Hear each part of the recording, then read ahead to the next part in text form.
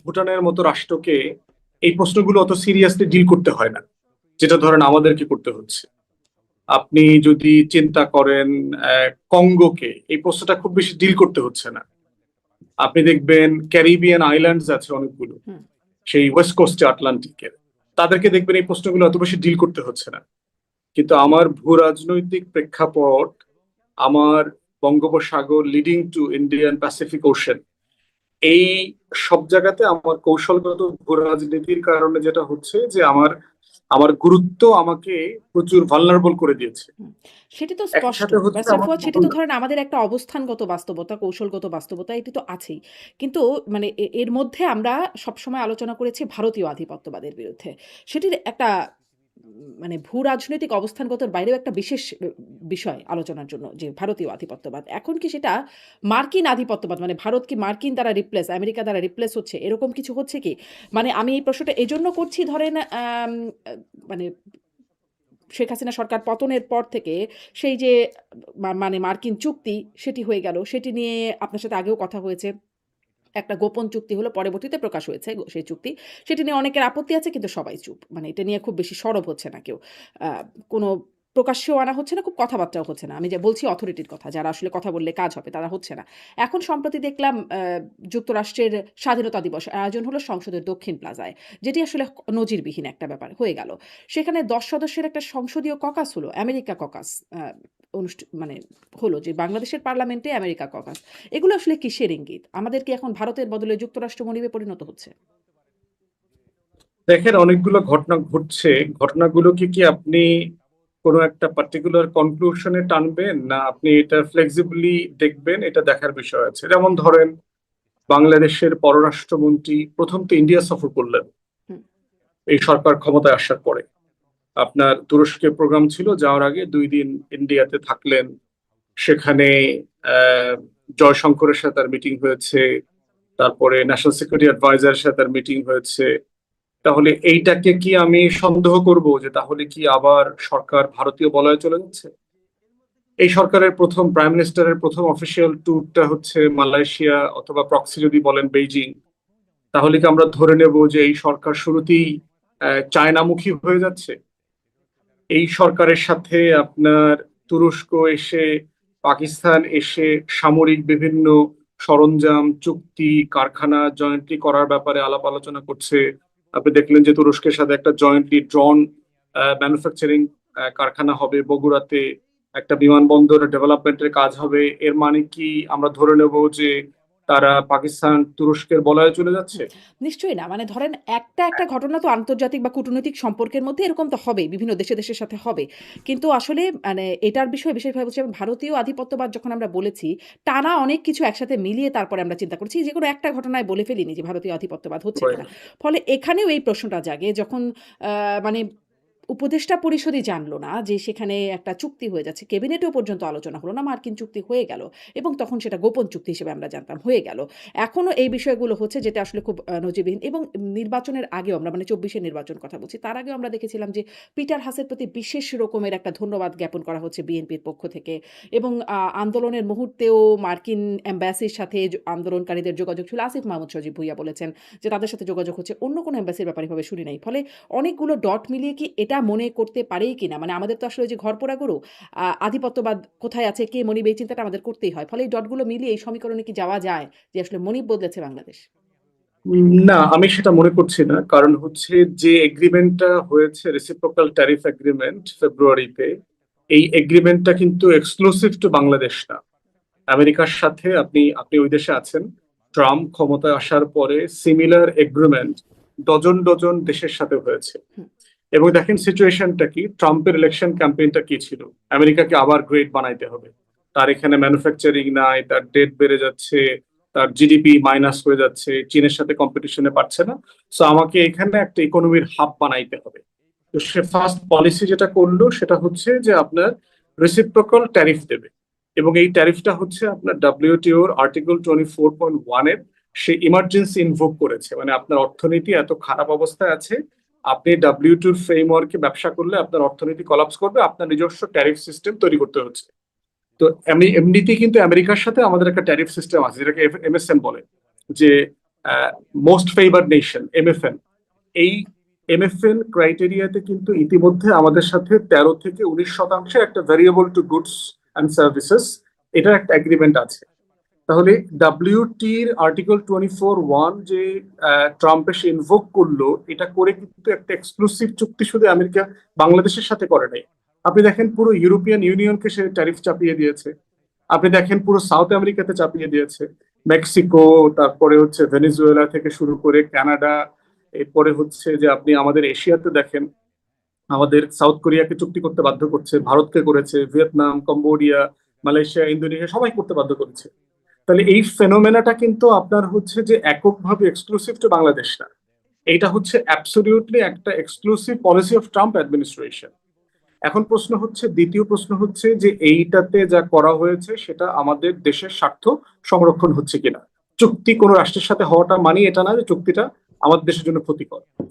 Certainly barrister Fuad, আসলে চুক্তিটা নিয়ে খুব কথা বলতে চাই না, কারণ কি মানে আমার কাছে মনে হয় যে এক্সপার্টাইজ দেবার মতো যে জায়গাটা সেটা যাদের আছে তারা আসলে কি বলছেন সেটা আমি রেফার করতে পারি। যে সিপিডি বলছে এটা দেশের স্বার্থ পরিপন্থী চুক্তি হয়েছে, তারা আমি হতভম্ব বলতে হচ্ছে। পারবো, আমি চুক্তি পড়েছি, এটা হ্যাঁ, নিয়ে আপনি আমি কথা পড়েছেন, বলতে পারবো। আপনি পড়েছেন। ধরেন আমিও টুকটাক পড়বার চেষ্টা করেছি, আমি কিছু এআই অ্যানালাইসিস করবারও চেষ্টা করেছি। ধরেন চ্যাট জিপিটিকে বলেছি, জেমিনিকে বলেছি যেটার একটা অ্যানালাইসিস দিতে, তারাও মোটা দাগে বলে দিয়েছে যে এটি আসলে যুক্তরাষ্ট্রের স্বার্থপন্থী, বাংলাদেশের স্বার্থের সাথে মানে খুব ভালো সার্ভ হয়নি এখানে, এরকম একটা বিশ্লেষণ পাচ্ছি। কিন্তু আমি চুক্তি নিয়ে বিশ্লেষণে যেতে চাই না, আমি এই বিশ্লেষণের কথা বলতে চাই যে এত মানুষ যখন অর্থনীতিবিদরা এখানে আপত্তি তুলছে, মানে গণমাধ্যমে যখন আলোচনা হচ্ছে, তখন এই বিষয়টি কেন সংসদে আলোচনা না? এই সংসদে আলোচনা হয় কে মুক্তিযোদ্ধা, কে রাজাকার, কে মোতা বিয়ে করেছে, কে পরকিয়া করছে, নানান রকম বিষয় আসে, কার ওয়াশিং মেশিন ফ্রিজ দরকার ইত্যাদি বিষয়। কিন্তু এই বিষয়গুলো ওঠে না সংসদে। আহ, এটা না আসার তো একটা গোল্ডেন কারণ হচ্ছে যে আপনার ইউনূস সরকার তো এই চুক্তিটা এক্সক্লুসিভলি সে নিজে করে নাই, এটার সাথে তো বিএনপি জামাত দুইটা দলের সাথে এঙ্গেজমেন্ট ছিল, আপনার জামাত সরকার অস্বীকার নিজেই করেছে, বলেছে। জামাত অস্বীকার করেছে, জামাত অস্বীকার করলে হবে না, জামাতের সাথে মিটিং হয়েছে, আমি 3 জামাতের তারিখ জানি। আমির মানা করেছেন, উনি এবার মিথ্যা বলছেন। উনি জানেন না, এটা বলেছেন, আমি জানি না, কিন্তু জামাতের সাথে উনি মিটিং বলেছেন হয়েছে। আমার দলের সাথে কোনো আলোচনা হয় না, আমাদের সাথে কোনো আলোচনা হয় না, এটা তিনি বলেছেন। জামাতের সাথে মিটিং হয়েছে এটা আমি জানি, বিএনপির সাথে হয়েছে, তারেক রহমানের সাথে হয়েছে, আপনার আমেরিকার ট্রেড ডেলিগেশন, দুই দলের সাথে এই বিষয়ে মিটিং করেছে। এখন প্রশ্ন হচ্ছে যে আজকে যারা সংসদে আছে, আজকে যারা ক্ষমতায় আছে, পক্ষে এবং বিপক্ষে, ইনুস সরকার তো সবাইকে নিয়ে করেছে, তাহলে প্রশ্নটা তুলবে কে? মানে আপনি যদি কোনো পক্ষ না জানতো, শুধুমাত্র তারাই মানে সংসদে এসে হঠাৎ করে সরকার এসে শুনলো এরকম একটা চুক্তি হয়েছে, তখনই আলোচনাটা করবার সুযোগ ছিল। প্রশ্ন হচ্ছে গিভেন সার্কুমস্ট্যান্সেসে ট্রাম্প অথবা আমেরিকান অ্যাডমিনিস্ট্রেশন ইনুস সরকারকে যেটা দিয়েছে, চাপিয়ে দিয়েছে, অথবা আমাদের পক্ষ থেকে যে চুক্তি করতে হয়েছে, এর বিকল্প আসলে আমাদের হাতে ছিল কিনা? না, ছিল কিন্তু না। আপনার কাছে এটা একটু মানে আলোচনা বা সন্দেহজনক মনে হয় না যে সেই সময় উপদেষ্টা পরিষদ, পররাষ্ট্র উপদেষ্টা যিনি ছিলেন, আমার গত শোতেই তার সাথে কথা হচ্ছিল আমার এই প্ল্যাটফর্মে, এর আগেও আমার শোতে ছাড়াও তিনি বিভিন্ন জায়গায় বলেছেন যে তিনি জানতেনও না যে এই সময়টা সেটা হচ্ছে। তার জানার কথা না, প্রয়োজন নাই, হ্যাঁ, প্রয়োজন নাই আপা, কিন্তু প্রয়োজন না নাই। এরকম একটা চুক্তি একটা হবে, বিষয় দেখেন, ক্যাবিনেটে আলোচনা তো হবে। না প্রয়োজন নাই, সব চুক্তির ব্যাপারে আলোচনা হওয়ার প্রয়োজন নাই। রেলেভেন্ট মিনিস্ট্রি জানে কিনা, ধরেন একটা চুক্তি যদি পিএমওর অফিস ডিল করে যে এইটা আমি সরাসরি ডিল করছি, রেলেভেন্ট মিনিস্ট্রি নিয়ে করছে, কমার্স মিনিস্টার তো জানে। এই কমার্স মিনিস্টারের সাথে তখন আপনার ন্যাশনাল সিকিউরিটি অ্যাডভাইজার যোগ হয়েছে, যেহেতু তিনি তারেক রহমান অ্যাটলিস্ট জানে যে এই লোকটা আমার ক্যাবিনেটের ফিউচার ফরেন মিনিস্টার, তাকে ইনভলভ করা হয়েছে। তো দুজনে মিলে যেটা জানার কথা সেটা জানে। সব চুক্তি তো আপনার ক্যাবিনেটে আলোচনা হওয়ার কালচার বাংলাদেশে নাই, কিন্তু এটা এটারই না হয় আমরা না। সমালোচনা করেছিলাম, এটারই না বিরোধী হ্যাঁ ছিলাম। নিঃসন্দেহে, হ্যাঁ নিঃসন্দেহে সমালোচনা করবার সুযোগ আছে যে আপনার ক্যাবিনেটে সবকিছু, কারণ এটা তো আপনার লোকাল বাজেটারি বিষয় না যে আপনি একটা একনেকে এটা উঠাইতে হবে, তারপরে কাউন্সিল অফ মিনিস্টার্সে অথবা অ্যাডভাইজারে এই টপিকটা উঠাইতে হবে, উঠায় পাশ করতে হবে, এই বাধ্যবাধকতা নাই। প্রশ্ন হচ্ছে আপনি এটা যদি কাউন্সিল অফ অ্যাডভাইজার এটা উঠতো ধরেন, তাহলে কি এটা পাশ হইতো না? বিষয়টা কি তাই? যা হওয়ার তাই হইতো। প্রশ্ন হচ্ছে যে গিভেন টাইমে ইউনূস সরকারের সামনে এর থেকে বেটার অপশন ছিল কিনা, আমি মনে করি ছিল না।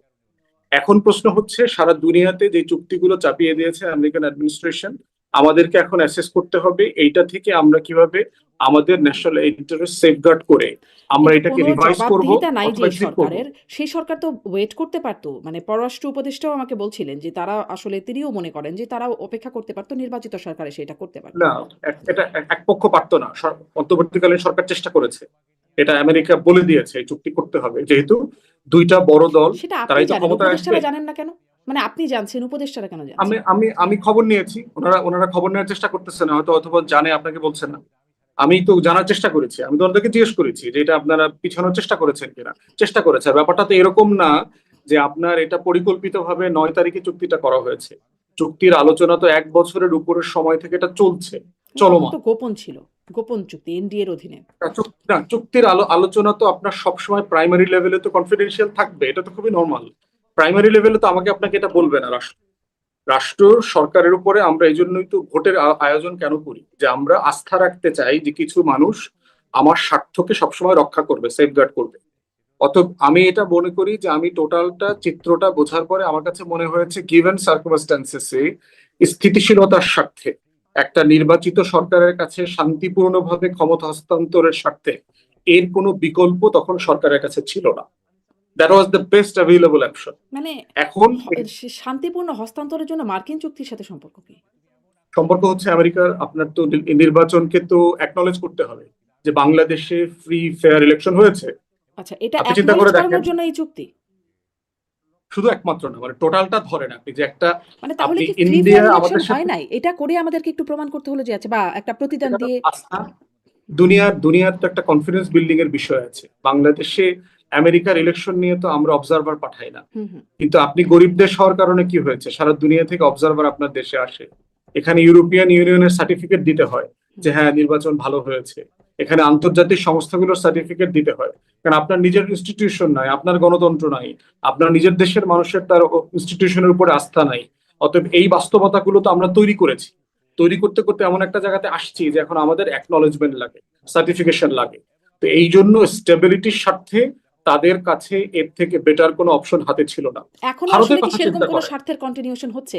মানে সংসদে এই যে সংসদের দক্ষিণ প্লাজায় নজিরবিহীনভাবে এরকম আয়োজন, মানে আমেরিকান ককাস তৈরি হয়ে যাওয়া সংসদের ভেতরে সংসদীয় এবং বিরোধী দল, মানে সরকারি বিরোধী দল দুই পক্ষেরই সমন্বয়ে, আম, এটাও কি একটা সেই মানে ককাস ধারণা? তো নতুন কিছু না। আপনার আপনার আওয়ামী লীগের আমলে তো ককাস ছিল, ককাস তো নতুন কিছু না। এরকম আমেরিকান সমস্যা ককাস হচ্ছে যে ছিল? বাংলাদেশ, হ্যাঁ ছিল ছিল। কারা আপনার ছিল সেখানে? পার্বত্য মানে আমি শুনি নাই, আমার পার্বত্য অজ্ঞতা। হুম।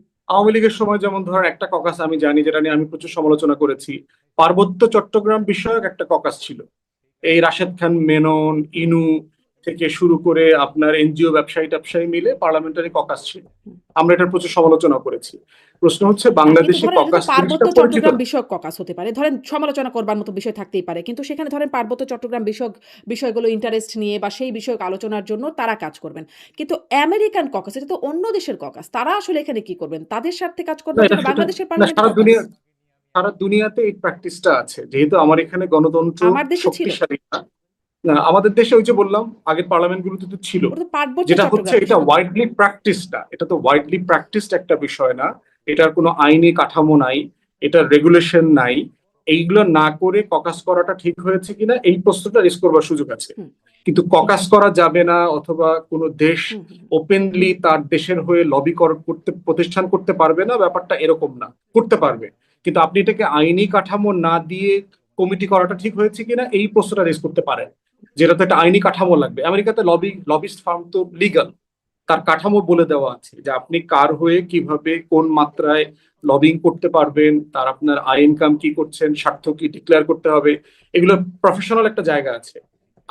আমার যেটা আশ্চর্য লেগেছে সেটা হচ্ছে আইনি ফ্রেমওয়ার্ক তৈরি করা ছাড়াই এরকম ককাস করাটা ঠিক হয়েছে কিনা, এটা হচ্ছে আমার জায়গা থেকে। কিন্তু ককাস করাটা যাবে না, করাটা অন্যায় হয়েছে তেমনটা আমি মনে করি না। আমেরিকার স্বাধীনতা দিবস হুম, আপনার প্রতি বছরই পালিত হয়, নতুন কিছু না। হুম, সেটা দুইশো এম্বাসিতে হয়। পঞ্চাশ বছরের দিবস, 250 বছরটা কিন্তু দেখবেন তারা সারা দুনিয়াতেই একটু ভিন্নভাবে পালন করছে। আমেরিকাতে শুধু না, আমেরিকার সারা দুনিয়াতেই করছে। দ্বিতীয়ত হচ্ছে দেখবেন যে ট্রাম্প আসার কারণে যেটা হয়েছে ক্ষমতায়, সারা দুনিয়ার আমেরিকার ইনফ্লুয়েন্স, আমেরিকার ব্যাপারে মানুষের যে ধারণা ডিমিনিশ করেছে। আমাকে এখানে একজন ডিপ্লোম্যাট বলেছে যে পরিকল্পিতভাবেই তারা আমেরিকার ভাবমূর্তি উদ্ধার করবার জন্য এই কাজগুলো করছে। কারণ ট্রাম্পের কারণে সারা দুনিয়াতে টোটাল ডিপ্লোম্যাটিক রিলেশনশিপ ব্রেকডাউন করেছে, আইপিএস শেলফড হয়ে গেছে। এইসব কারণে তারা বোধ করছে তারা একটু বড় আকারে এটা করে এই রিলেশনশিপটার জানান দিতে। এখন এইটাকে আমি মোটা দাগে কোনো সন্দেহ চোখে দেখি না। বিষয় হচ্ছে আপনি আমার ন্যাশনাল ইন্টারেস্ট মানে আপনি পার্বত্য কিভাবে চট্টগ্রাম প্রোটেক্ট বিষয়ক করেন। ককাসকে সন্দেহের চোখে বা প্রচুর সমালোচনা করলেন, কিন্তু আমেরিকান ককাসকে সন্দেহের চোখে বা সমালোচনা করবেন না। কারণ হচ্ছে ইস্যুটা হলো সভরেন্টির কোশ্চেন। হুম। চিটাগং হিল ট্রাক্সের কোশ্চেন হচ্ছে আমার সভরেন্টির কোশ্চেন। এই জায়গাটাতে গত 4 দশক ধরে গৃহযুদ্ধ চলছে। এখানকে এটা কেটে নিয়ে আলাদা রাষ্ট্র করা, দেশ বানানো, এগুলো চলছে। বিভিন্ন উপজাতিরা ভারত থেকে, বার্মা থেকে অস্ত্র নিয়ে, টাকা নিয়ে, প্রশিক্ষণ নিয়ে এখানে অস্থিরতা তৈরি করছে। অতএব সেটা তো একদম সরাসরি আমার টেরিটোরিয়াল ইন্টিগ্রিটির কোশ্চেন। হুম। এটাকে অবশ্যই প্রশ্ন করতে হবে। দ্বিতীয়ত মানে ফলে যারা সেটা করেছেন নিয়ে তারা তো একটা বিশেষ ইলেক্টেড ছিল কমিটি না। তো থাকতেই পারে। মানে সেটা নিয়ে কাজ করা, সেখানকার স্বার্থ বা বিনষ্ট হচ্ছে কিনা এটা দেখার জন্য একটা ককাস না, থাকতেই ককাস পারে। তো অন্য জিনিস। হ্যাঁ, কি ককাস তো জিনিস? অন্য জিনিস, স্ট্যান্ডিং কমিটি না। হ্যাঁ। ককাস তো হচ্ছে অন্য কারো জন্য হয়ে সে লবি করবে। ককাস জিনিসটা তো হচ্ছে হুম। অন্য কারো হয়ে সে জন্য সে কাজ করবে এবং তার সে পাবলিক ইন্টারেস্টটা সে এক্সপোজ করবে, বলবে। তো ওখানে কার এখন কার স্বার্থে কাজ করছিল? মানে পার্বত্য আদিবাসীদের জন্য, আদিবাসীদের অধিকার রক্ষা করার প্রশ্ন, আদিবাসীদের জন্য আলাদা হোমল্যান্ড তৈরি করা, শান্তি চুক্তি বাস্তবায়ন করা, যারা বাঙালি সেটলার আছে তাদেরকে এখান থেকে উজ্জ করা, পুরো জমিটা তাদেরকে দিয়ে দেওয়া, এই যে ফ্রেম আছে, এই পুরো ফ্রেমটা তো আমার সংবিধান এবং সার্বভৌমত্বের সাথে পরিপন্থী। এখন আর প্রশ্ন হচ্ছে আমার সংসদ সদস্যরা তারা আমেরিকার স্বার্থে সংসদে বসে কাজ করবেন, মানে তাদের স্বার্থ রক্ষার্থে। এটি প্রশ্ন, মানে এটি ঝামেলাজনক না? সভরেন্টির কোশ্চেন না? না, এই প্রশ্ন হচ্ছে যে এই যে ফ্রেমওয়ার্কটা থাকলে সমস্যা হতো না। ফ্রেমওয়ার্ক যে নাই এই জন্য এটা প্রশ্ন হচ্ছে যে তাদের কাজের এখতিয়ার কতটুকু, এটা কোনো আমাদের আইনে বলে দেয়া নাই, তারা কিন্তু ওই আসলে যে কি আপনি করতে বলছিলেন পারবে, ককাস হচ্ছে করতে তাদের পারবে না। স্বার্থে কাজ করা, মানে ককাস তো স্থায়ী কমিটি না। এটা লবি করবে করতেই পারে। আপনার লবি কি আমেরিকানরা ব্যাকডোর ডিপ্লোমেসি করছে না? করছে তো। কে করছে না? হ্যাঁ, কিন্তু আপনারা, এরকম আপনার প্রত্যেক প্রকাশ্যে দেশে, আমাদের দেশের সংসদ সদস্যরা তাদের আমেরিকান লবি করবে। এজন্য আমার দেশের সংসদে ককাস তৈরি হলো। নজিরবিহীন না, ব্যাপার আমার নিঃসন্দেহে দেশে। এটা হচ্ছে যে আমাদের কাছে যেহেতু এটা প্র্যাকটিস না, হুম। এই জন্য আমাদের কাছে এটা গুরুত্বপূর্ণ মনে হচ্ছে। আমরা এটার সাথে অভ্যস্ত না স্যার। আবার ইমিডিয়েটলি আপনার বেইজিং থেকে সফর করে আসছেন। আমেরিকার তো একটা টেন্স সিচুয়েশন আছে যে ভারতের কারণে ইতিমধ্যে আমাদের রিজিয়নে আমাদের চায়নার সাথে ক্লোজনেস বাড়তেছে। এই জায়গাটাতে তো অবশ্যই আমেরিকার এখানে টেনশন আছে, সিরিয়াস, তার স্বার্থের সংঘাত তৈরি হওয়ার ব্যাপার আছে। তো সেই জায়গাতে আমি বোধ করছি যে এটা এক্সক্লুসিভলি কোনো মেসেজ দিচ্ছে, ব্যাপারটা এরকম না। আমি বোধ করতেছি যে আমাদেরকে ককাসের ব্যাপারে সিরিয়াস, পরিচ্ছন্ন বক্তব্য আসতে হবে ককাসের কাছ থেকে, হুম। যে তারা কোন ফ্রেমওয়ার্কে তৈরি হয়েছেন, তাদের মানে রুলস অফ বিজনেসটা কি, তাদের এঙ্গেজমেন্টের জুরিসডিকশন কি, তারা কি করবেন কি করবেন না, কি করতে পারবেন পারবেন না, এই প্রত্যেকটা বিষয়ে জাতির কাছে পরিচ্ছন্ন বক্তব্য আসতে হবে, এই যেহেতু এটা ক্রস পরিচ্ছন্ন পার্টি বক্তব্যটা হয়েছে। তো আসলে কোথা থেকেও আসে না। যখনই সন্দেহের উদ্রেক হয় তখনই দেখা যায়, মানে ধরেন এই পরিচ্ছন্ন, মানে বিদেশি সংশ্লিষ্টতা, তাদের প্রভাব ইত্যাদি নিয়ে কথা বললেই ওই ডিপ স্টেটের নামটা চলে আসে, যেটি নিয়ে মানে গত সরকার, অন্তর্বর্তী সরকারের উপদেষ্টারা বলেছেন, আসিফ মাহমুদ সজীব ভুঁইয়া বলেছেন বা নাসিরউদ্দিন পাটোয়ারির মতো রাজনীতিক তারা বলেছেন যে তারা মানে এই ডিপ স্টেট, এস্টাবলিশমেন্ট ইত্যাদি নানান রকম শব্দ ব্যবহার করে তাদের কথা বলেছেন। কিন্তু কেউ তো আসলে কখনো পরিষ্কার করে নাই। আপনার সাথেও মনে হয় একটা অনুষ্ঠানে আমার কথা হচ্ছিল। আপনিও তখন নাম বলেন নাই। কিন্তু সবাই দেখেন তাদের, কিন্তু কেউ পরিষ্কার করেন না। আবার এটা কি স্বার্থে হলো সেটাও পরিষ্কার করেন না। এই অপরিচ্ছন্ন জায়গাটা কেন? আপনি কি এখন বলবেন যে আসলে আপনার তো অনেক মহলে আলোচনা হয়। কি আছে আসলে এই ডিপ স্টেট এর পেছনে? সেটাও ডিপ স্টেট কিনা? না, আমার কাছে মনে হচ্ছে সিম্পলি আমেরিকা এখন যেটা চাচ্ছে সেটা হচ্ছে গত 1/11 সরকারের আগে থেকে আপনার বাংলাদেশকে তারা মোটামুটি দিল্লির কাছে ফ্রাঞ্চাইজ করে দিয়েছিল। দেখবেন একটা কথা প্রায় আসে যে দিল্লির চোখ দিয়ে আমরা সিদ্ধান্ত নেব, আমরা দেখব। দিল্লির সিকিউরিটি কনসার্নই আমার সিকিউরিটি কনসার্ন। দিল্লির সিকিউরিটি কনসার্নকে এনশিওর না করে আমি এখানে কোনো পলিসি ইনিশিয়েটিভ নেব না। অতএব সেই জায়গাতে এখন একটা বিষয় আমাদের কাছে পরিষ্কার, 24-এর গণ অভ্যুত্থানের পরে তার এই পলিসি পজিশন পরিবর্তন হয়েছে। কারণ দিল্লিকে দেওয়ার কারণে যেটা হয়েছে, বাংলাদেশে ভারত বিরোধিতা, বাংলাদেশে আমেরিকার ব্যাপারে নেতিবাচকতা আগের থেকে বেড়ে গেছে। বাংলাদেশকে যেখানে চায়না থেকে দূরে রাখবার দায়িত্ব ছিল দিল্লির, বাংলাদেশ চায়নার আরো কাছাকাছি চলে গেছে। অতএব সেই জায়গাতে আমেরিকা, এখন ওয়াশিংটন মনে করছে যে এই দায়িত্বটা এখন আমাকে সরাসরি পালন করতে হবে, যে বাংলাদেশে যে আমরা একটা লুজিং গ্রাউন্ডে আছি, এরকম একটা গুরুত্বপূর্ণ স্ট্র্যাটেজিক লোকেশনে, যেখানে আপনার এই চায়নাকে অ্যাক্সেস দেওয়ার প্রশ্ন আছে, আরাকান থেকে শুরু করে আমাদের বঙ্গোপসাগরে আইপিএস এর ইস্যুজ আছে, বার্মা একটা আছে, এরকম একটা জায়গায় তারা বোধ করছে তারা সরাসরি এখন এঙ্গেজ হইতে চায় তাদের নিজ দায়িত্বে। এবং এর বাইরে আমি মোটা দাগে আমেরিকা যেটা আগে চাচ্ছে, এর বাইরে নতুন কোনো ইন্টারেস্ট তার এখানে তৈরি হয়েছে বলে আমরা মনে করছি না। হুম। আপনি ইতিমধ্যে দেখেছেন যে ট্রেড এগ্রিমেন্ট সারা দুনিয়ার সাথে সে করেছে। আমাদের সাথে তো ট্রেডের কত আপনার ভলিউম হচ্ছে $8 বিলিয়ন। আমরা আমরা $6 বিলিয়ন সারপ্লাস আছি। এটা অ্যাডজাস্টমেন্টের জন্য তারা এই চুক্তিটা করতে চেয়েছে। আমেরিকার কি ট্রেডে আসলে খুব বেশি লাভ হয়েছে? আমি গতকালকে মাত্র রিপোর্ট পড়ছিলাম, রেসিপ্রোকাল ট্রেড এগ্রিমেন্টের কারণে গত 3-4 মাসে আমেরিকার ট্রেড প্রায় $400 বিলিয়ন কমে গেছে। কারণ আপনি যখন রেসিপ্রোকাল ট্রেড ট্যারিফ চাপায় দিয়েছেন, আমি তো আপনার দেশে মাল কেনা বেচা করা বন্ধ করে দিয়েছি, কারণ আমার খরচে পোষাচ্ছে না। হুম। অতএব এইটা একটা ফাংশনাল প্রপোজিশন না। এখন সেই জায়গাতে আমেরিকা তার স্বার্থ কিভাবে সংরক্ষণ করবে সেটার জন্য তারা হয়তো চেষ্টা করতে পারে। বাট আমার বক্তব্য এটাই, যেটা আমি বলেছি সেটা হচ্ছে যে ককাসের আইডিয়াটা যেহেতু বাংলাদেশের অধিকাংশ মানুষের কাছে একদম নতুন আইডিয়া, সরকারের কাছ থেকে পার্টিকুলারলি পার্লামেন্টের কাছ থেকে একটা পরিষ্কার বক্তব্য আসতে হবে জি। যে এটার মানেটা কি পরিষ্কার বক্তব্য এবং আমি তার দেখি কাকে না। ইভেন এখতিয়ার কি। মূলধারার যে গণমাধ্যম সেখানেও খুব বিষয়টা যে আলোচনা হয়েছে বা খবরেও এসেছে আমি সেরকমটাও দেখছিলাম। আমি খুঁজছিলাম যে কোথায় গেলে একটু বিস্তারিত জানতে পারবো, কিছু আছে কিনা যেটা আমি দেখতে পাচ্ছি না। কিন্তু আমি আসলে খুব পাচ্ছিলাম না। ফলে এই যে মানে পরিষ্কার না করার জায়গাটা, তখনই মনে ভালো পড়ে। হবে আপনি যদি নিজেই ককাসের সদস্য যারা আছেন তাদের 1-2 জনকে, দুই পার্টি থেকে 2 জনকে নিয়ে একটু একটা শো করেন, হুম, তাদের কাছ থেকে আপনার সরাসরি শোনা আমি দরকার যে নিশ্চয়ই চেষ্টা আসলে করব। তারা কি করতে জি, চাচ্ছে, আপনি ভালো আপনাদের পরামর্শ কাজের বলেছেন। এখতিয়ার কি, আমি নিশ্চয়ই এই বিষয়ে আপনাদের দেশের আইন এটা কাভার করে কিনা, আপনি যেটা করলেন এটা আপনি পার্লামেন্টের এখতিয়ার নিয়েছেন কিনা, স্পিকারকে জানিয়েছেন কিনা, হুম, এই বিষয়গুলো আমাদেরও পরিষ্কার হওয়া হুম, দরকার। একই প্রশ্ন আমাদেরও আছে। জি। আমার প্রশ্ন ছিল যে মানে আপনি এটার সমালোচনা করছেন কিনা? যে মানে আপনি বলছিলেন যে সেই বিষয়ে আগেও ককাস ছিল, সেটি পার্বত্য চট্টগ্রাম বিষয়ক। সেটির সমালোচনা করেছেন। এখন এটির সমালোচনা করছেন কিনা এটি আমি একটা প্রশ্ন করছিলাম। আমি আমি হচ্ছে স্বচ্ছতা নিয়ে প্রশ্ন করতেছি আচ্ছা। যে মানে স্পষ্ট। ইটসেলফ ককাস জি, হওয়াটা কোনো সমস্যা না, একদম স্পষ্ট। আপনি ককাসের বলেছেন এটা। কাঠামো, তাহলে আইনি এই যে জায়গাটা। আমি এই যেই প্রশ্নটা করছিলাম, ভেগ রাখা, গ্রে রাখা, অস্পষ্ট রাখা। ওই যে ডিপ স্টেট যখনই আসলে কিছু গ্রে থাকে, অস্পষ্ট থাকে তখনই মনে হয় যে এর মধ্যে কিছু আছে কিনা? যেহেতু সবাই এই প্রসঙ্গ বলেন কিন্তু কেউই কিছু বলেন না। আ ধরেন আমি দেখছিলাম যে এলডিপি সভাপতি কর্নেল ওলি তিনি বলছেন, যিনি এখন জামাত জোটভুক্ত নেতা, তিনি বলছেন যে প্রধানমন্ত্রীর চারদিকে শত্রু দ্বারা পরিবেষ্টিত। আপনি ঢাকার বাইরে রাত্রি যাপন করবেন না। আপনার আশেপাশে যারা আছেন তাদের অনেকে বিদেশ থেকে টাকা পান, বিদেশ থেকে পরামর্শ দেয়া হয় যেন তারা আপনাকে বিপথগামী করেন। আপনার প্রথম ও প্রধান কাজ হচ্ছে বাংলাদেশে যারা বিদেশি গুপ্তচর আছেন তাদের বের করা। তাদের দ্বারা আপনি ক্ষতিগ্রস্ত হচ্ছেন, দেশ ক্ষতিগ্রস্ত হচ্ছে। মানে আবারও সেই বিদেশি ইনভলভমেন্ট এর কথা, আবারও বিদেশি নানান রকম প্রচারণার কথা বা পরামর্শ দেওয়ার কথা বলা হচ্ছে। আপনি ১ম এ আসলে আপনার কাছ থেকে এই বক্তব্য নিয়ে একটা মূল্যায়ন চাই। তারপরে একটু ডিটেইলস এ যাই। আপনার কাছে এই বক্তব্য কিভাবে লাগে? কেমন লাগে? একটা বিষয় হচ্ছে আমি ওই প্রোগ্রামে ছিলাম, আমি অলি ভাই বক্তব্য শুনেছি। দারুণ। হুম, একটা বিষয় দেখেন যে আপনার রাষ্ট্রে যখন গণতন্ত্র দুর্বল থাকবে, আপনার ইনস্টিটিউশন যখন দুর্বল থাকবে, তখন যেটা হবে চারপাশ থেকে আপনার পোকা মাকড়, ভাইরাস, প্যারাসাইট, ছত্রাক এগুলো আপনার শরীরে অ্যাটাক করার চেষ্টা করবে। এটার সমাধান হচ্ছে যে আপনি আপনার রোগ প্রতিরোধ ক্ষমতা বাড়াবেন, আপনার ইমিউনিটি ক্যাপাসিটি বাড়াবেন। তাহলে দেখবেন যে করোনা যখন তখন বিভিন্ন ভাইরাসের নামে কখনো বাদুড়ে চড়ে, কখনো পাখিতে চড়ে, কখনো মুরগিতে চড়ে আপনাকে অ্যাটাক করতে আসবে না। হুম। এই জন্য আমার রাষ্ট্র দুর্বল হওয়ার কারণে যেটা হচ্ছে যে এই যে বিভিন্ন রাষ্ট্রের স্বার্থের সংঘাতগুলো, এগুলো এসে আমাদের উপরে প্রচন্ড রকম আছড়ে পড়তেছে। একই বিষয় দেখেন, আপনি আমেরিকাতে যান, আপনি আমেরিকাতে করেন, দেখবেন তারা কিন্তু সারপ্রাইজড হবে না। সারপ্রাইজড হবে না এই কারণে, কারণ তার ইনস্টিটিউশন এত এত পাওয়ারফুল যে আপনি চাইলেই তার কাছ থেকে যে কোনো স্বার্থ বের করে নিয়ে আসতে পারবেন না।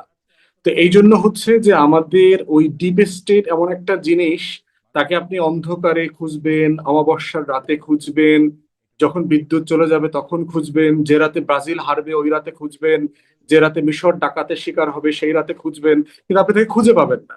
তো এই জন্য এটার সমাধান হচ্ছে রাষ্ট্রকে স্ট্রেনথেন করা, গণতন্ত্র কিন্তু জবাবদিহিতা আপনারা যারা বাড়ানো। চেনেন, দেখেছেন তারা বলেন না কেন যে কারা সেই ডিপ স্টেট?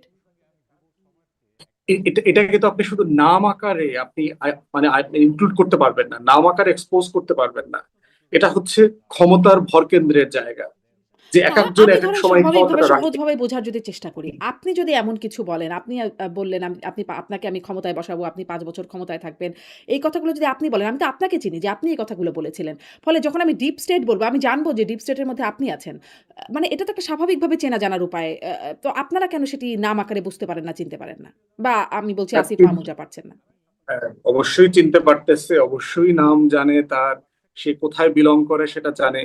কিন্তু প্রশ্ন হচ্ছে, মানে এটা তো একটা কনফিডেন্সিয়াল ডিসকাশন, আপনি তো এটা আসলে বলতে পারেন কিনা পাবলিকলি। হুম, তো সেই জায়গায় আপনি চিন্তা করে দেখেন, এই যে আমি পড়তেছিলাম ট্রাম্প অ্যাডমিনিস্ট্রেশনের অনেকেই এখন সিভি পাঠাচ্ছে তাদের চাকরি তো খুবই তাড়াতাড়ি শেষ হয়ে যাবে আর কি। এখন তারা বিভিন্ন ইনস্টিটিউশন, ইউনিভার্সিটি, বিভিন্ন ফার্ম টার্মে, থিঙ্ক ট্যাঙ্কে সিভি পাঠাচ্ছে চাকরির জন্য। আগামী দিনগুলোতে তারা কি করবে? তো এই বাস্তবতা তো ক্ষমতার জায়গা থেকে মাথায় রেখে করতে হয়। আপনি তখন কি করবেন? মানে আপনি চাইলেই কি একটা জিনিস এক্সপোজ করতে পারবেন কিনা? আপনি ইমরান খানের কথা দেখেন চিন্তা করে, যে সেনা প্রধানকে চ্যালেঞ্জ করে তাকে আসলে এখন কি করতে হয়েছে? দেশের সবচেয়ে পপুলার পলিটিশিয়ান এবং পলিটিক্যাল পার্টি, সে এখন নাস্তানাবুদের শিকার হয়ে গেছে। আপনি পাকিস্তানকে দেখলে মাঝে মধ্যে বুঝে উঠতে পারবেন না এই সরকারটা কি ফিল্ড মার্শাল আসিম মনির চালায় না শাহবাজ শরীফ চালায়, কে আসলে ইনচার্জ। মাঝে মধ্যে মনে হয় যার হাতে লাঠি সেই আসলে চালায়। আপনি দেখবেন যে সেনাপ্রধান মাঝে মধ্যে একটা লাঠি নিয়ে নিয়ে হাঁটে। সব দেশের এই সেনাপ্রধানদের হাতে দেখবেন মাঝে মধ্যে একটা লাঠি আছে। এর মাঝে মধ্যে মধ্যে মনে হয় যে যার হাতে লাঠি সেই দেশ চালাচ্ছে। মানে এবং দেখবেন যে সারা দেশে দুনিয়ার নেগোসিয়েশন করে বেড়াচ্ছে। ইরান ইস্যু দিয়ে ডিল করলো, এখন ট্রাম্প তাকে লিবিয়াতে পাঠিয়েছে। লিবিয়াতে দেখবেন যে ওখানকার রেবেল লিডারের সাথে মিটিং হচ্ছে। তো এখন প্রশ্ন হচ্ছে আপনি এক্সপোজ করে দিয়ে আপনি সার্ভাইভ করতে পারবেন কিনা, আপনার সেই জায়গাটাও মাথায় রাখতে হবে। এই জন্য হচ্ছে যে ওইটা আলোচনা না করে হচ্ছে আমাদেরকে তর্কটা তুলতে হবে, ট্রান্সপারেন্সির তর্ক, গণতন্ত্রের তর্ক, তাকে জবাবদিহিতার তর্ক। এবং এইটা যদি গণমাধ্যমের মাধ্যমে আমরা রেগুলার করতে পারি তাহলে দেখবেন যত বেশি প্রতিষ্ঠান শক্তিশালী হবে, জবাবদিহিতা বাড়বে, তত বেশি এই প্রশ্ন সন্দেহের জায়গাটা কমে যাবে। জি, খুবই মানে ভয়ঙ্কর কথা। ডিপ স্টেটকে এক্সপোজ করলেও সারভাইভ করা ঝামেলা। ফলে ডিপ স্টেট আমাদের দিয়ে কত কিছু করিয়ে নিতে পারে। যেহেতু এক্সপোজ করলেই এত ঝামেলা, না করলে আরো কত ঝামেলা। আমাকে তো অনেকে বলেছে আপনার সাথে ডিপ স্টেটের অনেক ভালো সম্পর্ক, দেশি এবং বিদেশি ডিপ স্টেটের সাথে। হ্যাঁ, সে কারা তারা? মানে সম্পর্কের কাদের সাথে সেটা একটু জানতে চাই তো। ওইটা তো আপনি ভালো বলতে পারবেন, কিন্তু আমি কারা তো কারা আপনার সাথে এটাই বুঝতে কথাবার্তা চাইছি যে বলেন। কে সেই ডিপ স্টেট, সেটা যদি বুঝতে পারতাম তাহলে না হয় আমি বলতাম আচ্ছা এরা। আমি তো ডিপ স্টেট বলতে কিছু বুঝি না। অনেক দেশি বিদেশি মানুষের সাথে তো সম্পর্ক কার না থাকে, সবারই থাকে দেশি বিদেশি। এখন তার ওই যে মধ্যে মাঝে কে মধ্যে ডিপ যাদের স্টেট? সাথে মাঝে মধ্যে যারা চা কফি খাওয়ায় টাওয়ায়, ফোনে কথাবার্তা বলে টলে, একটা দুইটা পরামর্শ দেয়, শুনতে ভাল লাগে, এরকম দেখবেন যে অনেকেই হয়তো এরকম ডিপ স্টেট তো হয়ে আছে এরকম পরামর্শ মাঝখানে। তো আপনিও দেন। আপনিও কি ডিপ স্টেট নাকি? বা না, দেশে আমি গেলে তো গরিব আপনিও চা মানুষ, খাওয়াতে দেন? আমি সাবলটার্ন আর কি, আমি তো সাবলটার্ন আর কি। না, তার মানে তাহলে তো আমি আসলে তান্ত্রিক বুঝলাম না। কিন্তু যে তান্ত্রিক বোঝেন, জনগোষ্ঠী। মানে আমি তো বুঝলাম না। কিন্তু যে বোঝেন যে আমাকে ডিপ স্টেট অফার করছে, সে তো নিশ্চিত, মানে আমার হয়তো আছে কিন্তু আমি বুঝলাম না তো যে কে ডিপ স্টেট। যে বোঝে সে কেন বলে না? আমার প্রশ্নটা এখানেই। আচ্ছা, ওইখানে কি আপনি বোঝেন? আসলেই কি আপনি মনে করেন আমাদের প্রধানমন্ত্রী এরকম নিরাপত্তা ঝুঁকিতে আছে যেটি কর্নেল ওলি বলছেন? অসম্ভব কিছু না, অসম্ভব কিছু না, কারণ বাংলাদেশে তো আপনার যে ধরনের সিচুয়েশনে বিএনপি ক্ষমতা এসছে এবং জিয়া পরিবারের যে ঝুঁকিগুলো আমরা দেখেছি ইতিমধ্যে এবং আগের সময়ে, এই ঝুঁকিটা তো কোনোভাবে ফেলনা না। বাংলাদেশে রয়ের অ্যাক্টিভিটিস তো ভেরি মানে মানে যেটা বলে শাটল আর কি, আপনার প্রচন্ড গভীরে এটার এটার মানে ছায়া তৈরি হয়ে গেছে। এবং গত সরকারের আমলে, আগের আমলগুলোতে আমরা দেখেছি দেশের দুইজন জনপ্রিয় প্রেসিডেন্ট তো এখানে অ্যাসিনেশনের শিকার হয়েছেন। আপনার শেখ হাসিনা মারার চেষ্টা যেমন হয়েছে, আবার খালেদা জিয়াকে বন্দি করে তাকে আপনার ধীরে ধীরে গ্র্যাজুয়ালি মৃত্যুর দিকে ঠেলে দেওয়া হয়েছে। এই কাজগুলো তো হয়েছে এখানে। অতএব কোনোভাবেই এটাকে ছোট করে হালকা করে দেখবার সুযোগ নাই। দ্বিতীয়ত হচ্ছে যে ভারত প্রচন্ড আইসোলেটেড হয়ে গেছে সারা দুনিয়াতে। আপনি, এটা তো লম্বা আলোচনা, ওইদিকে গেলে সময় লাগবে।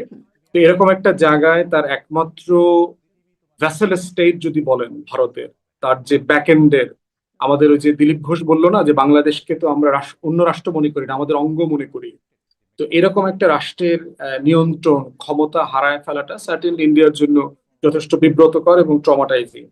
তো সেরকম একটা জায়গায় যদি সে কন্টিনিউয়াসলি দেখে যে তারেক রহমান চীনের সাথে সম্পর্ক তৈরি করছে, তুরস্ক পাকিস্তানের সাথে সামরিক এঙ্গেজমেন্ট বাড়াচ্ছে, তিস্তা প্রকল্প করবে চীনের ফান্ডিং এ অথবা পদ্মা ব্যারেজ করবে, সার্টেনলি তার নিরাপত্তা ঝুঁকি তো অনেক বেড়ে যাচ্ছে।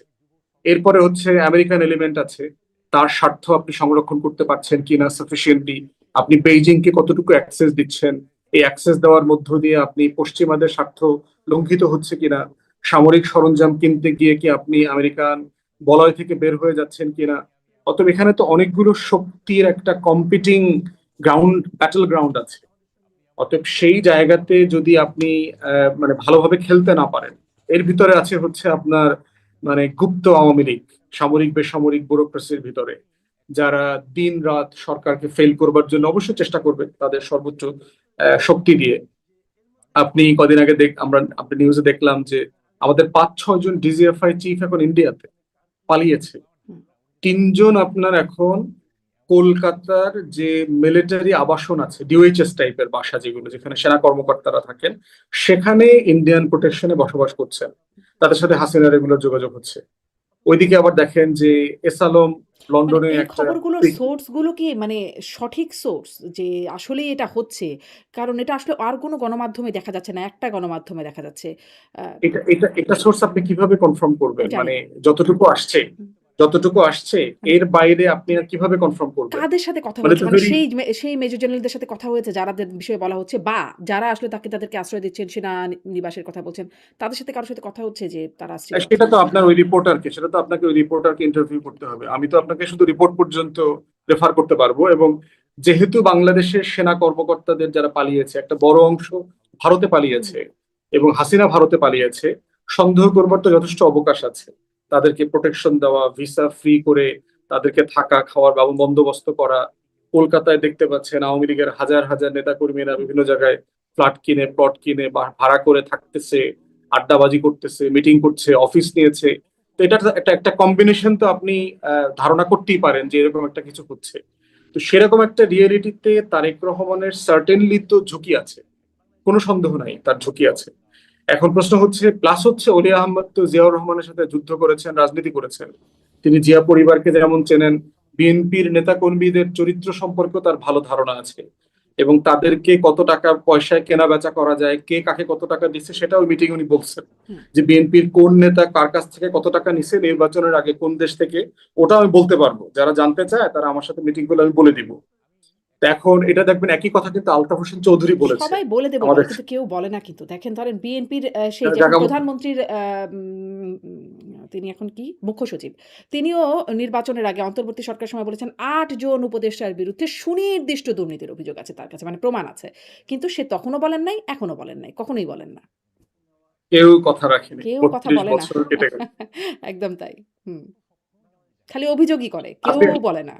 আপনি আপনি অলি আহমদ ভাইকে আপনি প্রয়োজনে আপনি গেস্ট করেন, আপনি ইনভাইট করেন, তার কথাগুলোর সম্পর্কে তাকে জানতে চান, যে আপনি দেশের স্বার্থে, জাতির স্বার্থে আরো খোলাসা করে বলেন।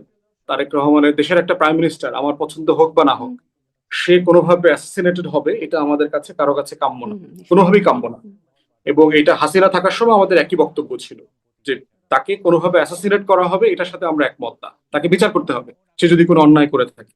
অতএব সে জায়গায় অলি আহমদকে আপনি জিজ্ঞেস করেন যে আপনি দেশের সাথে কথা বলেন, আপনার তো আর হারানোর কিছু নাই, আপনার বয়স হয়ে গেছে, আপনি জীবনে এই দেশ থেকে অনেক কিছু পেয়েছেন, হুম। যুদ্ধ, খেতাব, এমপি, মন্ত্রিত্ব, আপনার তো আর কিছু নাই হারানোর। অতএব দেশের জন্য আপনি সত্য কথা বলে যান। জি, ভালো আলতাফ পরামর্শ হোসেন আবারও একটা চৌধুরী নিশ্চয়ই দেখবেন, আমি চেষ্টা করব এবং তাকেও পেতে। সাবেক স্বরাষ্ট্রমন্ত্রী, হ্যাঁ। উনি একই কথা বলেছেন। ওনাকে জিজ্ঞেস করা দরকার যে কারা কারা বিএনপির ভিতরে রয়ের এজেন্ট আছে, রেগুলার যোগাযোগ করতেছে, টাকা পয়সা নিচ্ছে, খবর পাচার করতেছে, নিরাপত্তা ঝুঁকি তৈরি করতেছে, সেগুলো আমরা জানতে চাই। তাহলে আমরাও প্রতিবাদ করতে পারবো, আমরা কথা বলতে আবার পারবো এগুলো অনেকে নিয়ে। বলেন বিএনপির ভিতরে জামাতেরও এজেন্ট আছে। মানে অনেক গুপ্ত অবস্থায় আছেন জামাতের লোকজন। জামাতের এজেন্ট থাকলে ধরেন সে তো আর প্রধানমন্ত্রীকে, তারেক রহমানকে খুন করার চেষ্টা করবে না।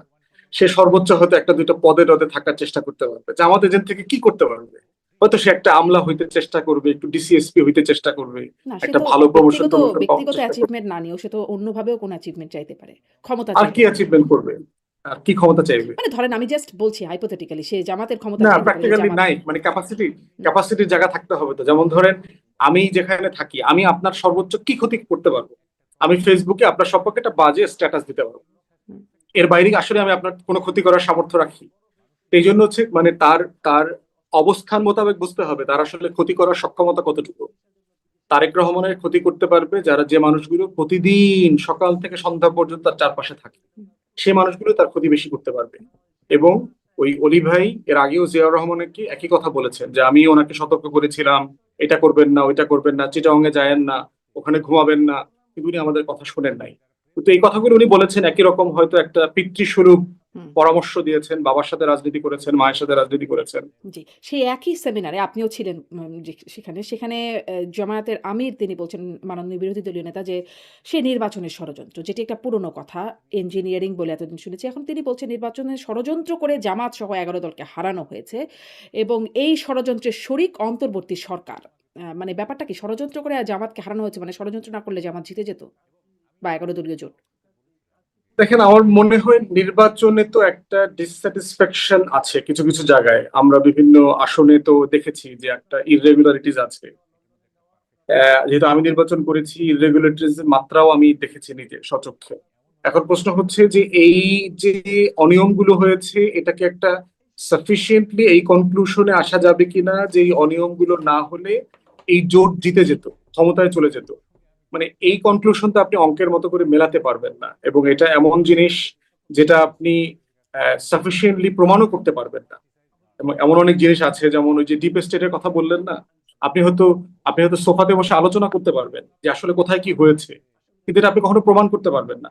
তো এই জন্য হচ্ছে যে নির্বাচনের 4-5 মাস পরে এই কথাগুলো তুললে যেটা হবে, এইটা আপনি আগে বলেন নাই কেন? যেমন আজকে মান্না ভাই, আমাদের পার্টির যে প্রোগ্রাম ছিল আজকে, আপনি হয়তো দেখেছেন, সেখানে মাহমুদুর রহমান মান্না ভাই প্রশ্নটা তুলেছে। হুম। 5 মাস পরে কেন আপনি এটা রেজ না, করছেন? সে ৫ মাস আগে আপনি থেকেই এটা বলছেন তো নির্বাচন ইঞ্জিনিয়ারিং, আপনি ইঞ্জিনিয়ারিং হ্যাঁ, কথাটা তাহলে কই আপনি পুরনো হলো অ্যাকশনে সেটা। গেলেন না কেন? আপনি এটাকে কোনো ওই অ্যাকশনে যে তিনি গেলেন না বলছেন কেন? যে আপনি তখন মানে তারা রিভল্ট করলে দেশ খুব অস্থিতিশীল হয়ে যেত, ফলে দায়িত্বশীল ভূমিকায় তারা এই কাজটা করেছেন, মানে মেনে তো নিচ্ছেন। যেহেতু মেনে নিয়েছেন, এখন কি এখন মুখ বন্ধ করে থাকেন? মানে যেটা আপনি হুম। অপরাধ আকারে মানে ক্ষমা করে দিয়েছেন, কাইন্ড অফ, যেটা আপনি ক্ষমা করে দিয়েছেন, ওটা আর আর বলে কি লাভ? কিন্তু মানে ধরেন আপনি ওই যে যেমন বলছিলেন যে আপনার কথা বলার সুযোগ হচ্ছে, ইভেন মার্কিন চুক্তি সহ বিভিন্ন জায়গায় অন্তর্বর্তী সরকারের ভেতরেও আপনি চাইলে কথা বলেছেন। তো এখানেও আপনারা কেন কথা বলেন না যে কেন তারা এটা করল? শুধুমাত্র অভিযোগ বা দায় দেওয়া, তাদেরকে কিচেন ক্যাবিনেট কারা সেটাও নিশ্চয়ই আপনারা জানেন, কারা আসলে নানান রকম সিদ্ধান্ত নিত। ফলে তাদের সাথে কথা বলা যে তারা কেন এটি করল বা হতে দিল, এরকম যদি ষড়যন্ত্র ইঞ্জিনিয়ারিং থেকেই থাকে তো? না, ওইটা আমি ইঞ্জিনিয়ারিং লেভেলে যাব না। একটা বিষয় হচ্ছে যে বিএনপি ছাড়া আসলে অন্য কারো ক্ষমতায় আসার সক্ষমতাও ছিল না। আপনার জামাত সহ সব দল মিলে সাফিসিয়েন্টলি যে রাজনৈতিক প্রার্থী দেওয়া, বিভিন্ন আসনে তার যে নির্বাচন করে জিতে আসার সক্ষমতাটা আসলে এই লেভেলে নাই। এটা আমি মনে করি না আর কি।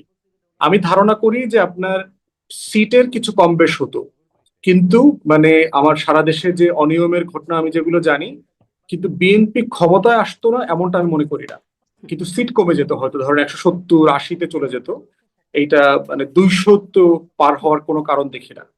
তো এই জন্য আমার মনে হয় যে কোথায় কোথায় অনিয়ম হয়েছে সেই বিষয়গুলো রেইজ করে ইনস্টিটিউশনাল রিফর্মের আলাপটা তোলা দরকার। তা না হলে যেটা হবে, আপনি যদি শুধু ষড়যন্ত্র হয়েছে, ইঞ্জিনিয়ারিং হয়েছে এখানে সীমাবদ্ধ থাকেন, তাহলে আগামী নির্বাচনেও তো আপনি একই একই সিচুয়েশনটাকে ফেস করতে হবে।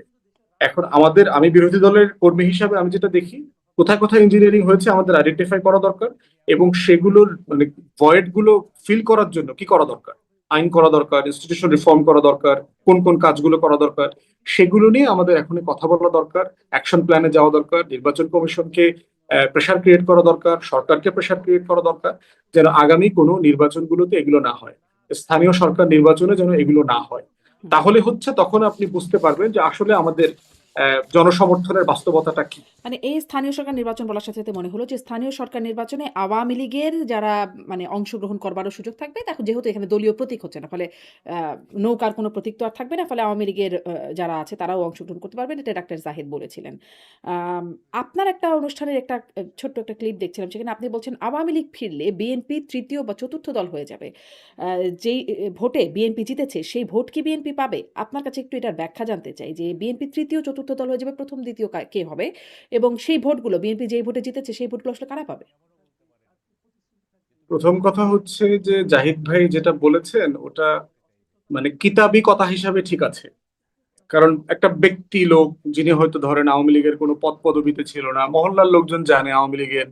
আওয়ামী লীগের লোক, সেই লোকটা কোনো ফৌজদারি অপরাধ নাই, সে যদি নির্বাচনের ফর্ম তুলে তাহলে নির্বাচন তো করতে পারবে টেকনিক্যালি। পদধারী রিয়েলিস্টিকলি লোকই চিন্তা বা করে দেখেন, পারবে না কেন? মানে তাকে তো পদধারী লোকের ব্যাপারেও জিজ্ঞাসা করা হয়েছিল।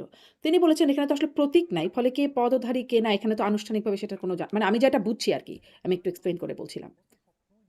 পদধারী এই সেন্সে যেহেতু আপনার আওয়ামী লীগের কার্যক্রম নিষিদ্ধ এখন এই মুহূর্তে, অতএব যিনি আওয়ামী লীগের পদধারী মানুষ, তিনি রাজনীতিতে যাই করবেন বাই ডিফল্ট এটা ধরে নেওয়া হবে তিনি আসলে আওয়ামী লীগ করছেন।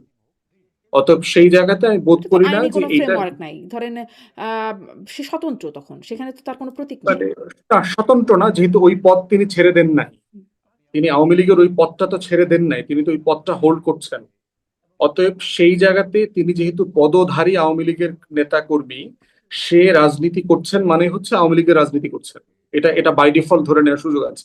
তাইলে আর প্রতীক তুলে কিতাবি দিয়ে কথা লাভ কেন? কি হলো? মানে প্রতীকের নির্বাচন হুম? তুলে দিয়ে লাভ কি হলো? সবাই তো আমরা জানি কে কি। এটা এটা এই প্রশ্ন আমারও আছে, এই প্রশ্ন আমারও আছে যে আপনি মানে এই এটা করে আসলে কি লাভ হয়। এতে কখনো কখনো দেখবেন যে সরকারি দল সিদ্ধান্ত নেয় যে ওইবার নির্বাচনটা কোন ফর্মে করলে তার লাভ বেশি। আওয়ামী লীগও দেখেন এর আগে করেছে। কখনো কখনো দেখবেন যে দলীয় প্রতীকে করে তার লাভ বেশি হয় বলে দলীয় প্রতীকে করে, আবার কখনো কখনো দেখবেন দলীয় প্রতীক ছাড়া করতে দেয়। অতএব এটা একটা তর্ক করা, লম্বা তর্ক, মানে আপনি দলীয় অন্যদিন প্রতীক আলাপ করে করতে তারা হবে। বুঝেছে এটাতে সমস্যা হয়। ফলে পরের বারে দলীয় প্রতীক তুলে দিয়েছে। তুলে দেয়, তুলে। এখন প্রশ্ন হচ্ছে যে এটা বিভিন্ন সময় বিভিন্ন সরকার এই একই কাজটা করেছে আর কি। মোটা দাগে খুব বেশি লাভ লোকসান নাই এখানে আপনার, কারণ সবাই জানে কে কোন দলের লোক। কিতাবি কথা কেন বলছি, যে ধরেন যেই লোকটা আওয়ামী লীগের লোক বলে পরিচিত, তিনি আসলে নির্বাচন করতে পারবেন কিনা, রিয়েলিস্টিক, তাকে লোকাল বিএনপির লোকজন নির্বাচন করতে দেবে কিনা। আপনি দেখেন, আপনার সাথে কথা বলেছি, বিভিন্ন জেলায় বার ইলেকশন হয়েছে, আপনি খেয়াল করেছেন কিনা, বিএনপির লোকজন কোনো আওয়ামী লীগের আইনজীবীকে কিন্তু নমিনেশন ফর্মও তুলতে দেয় নাই।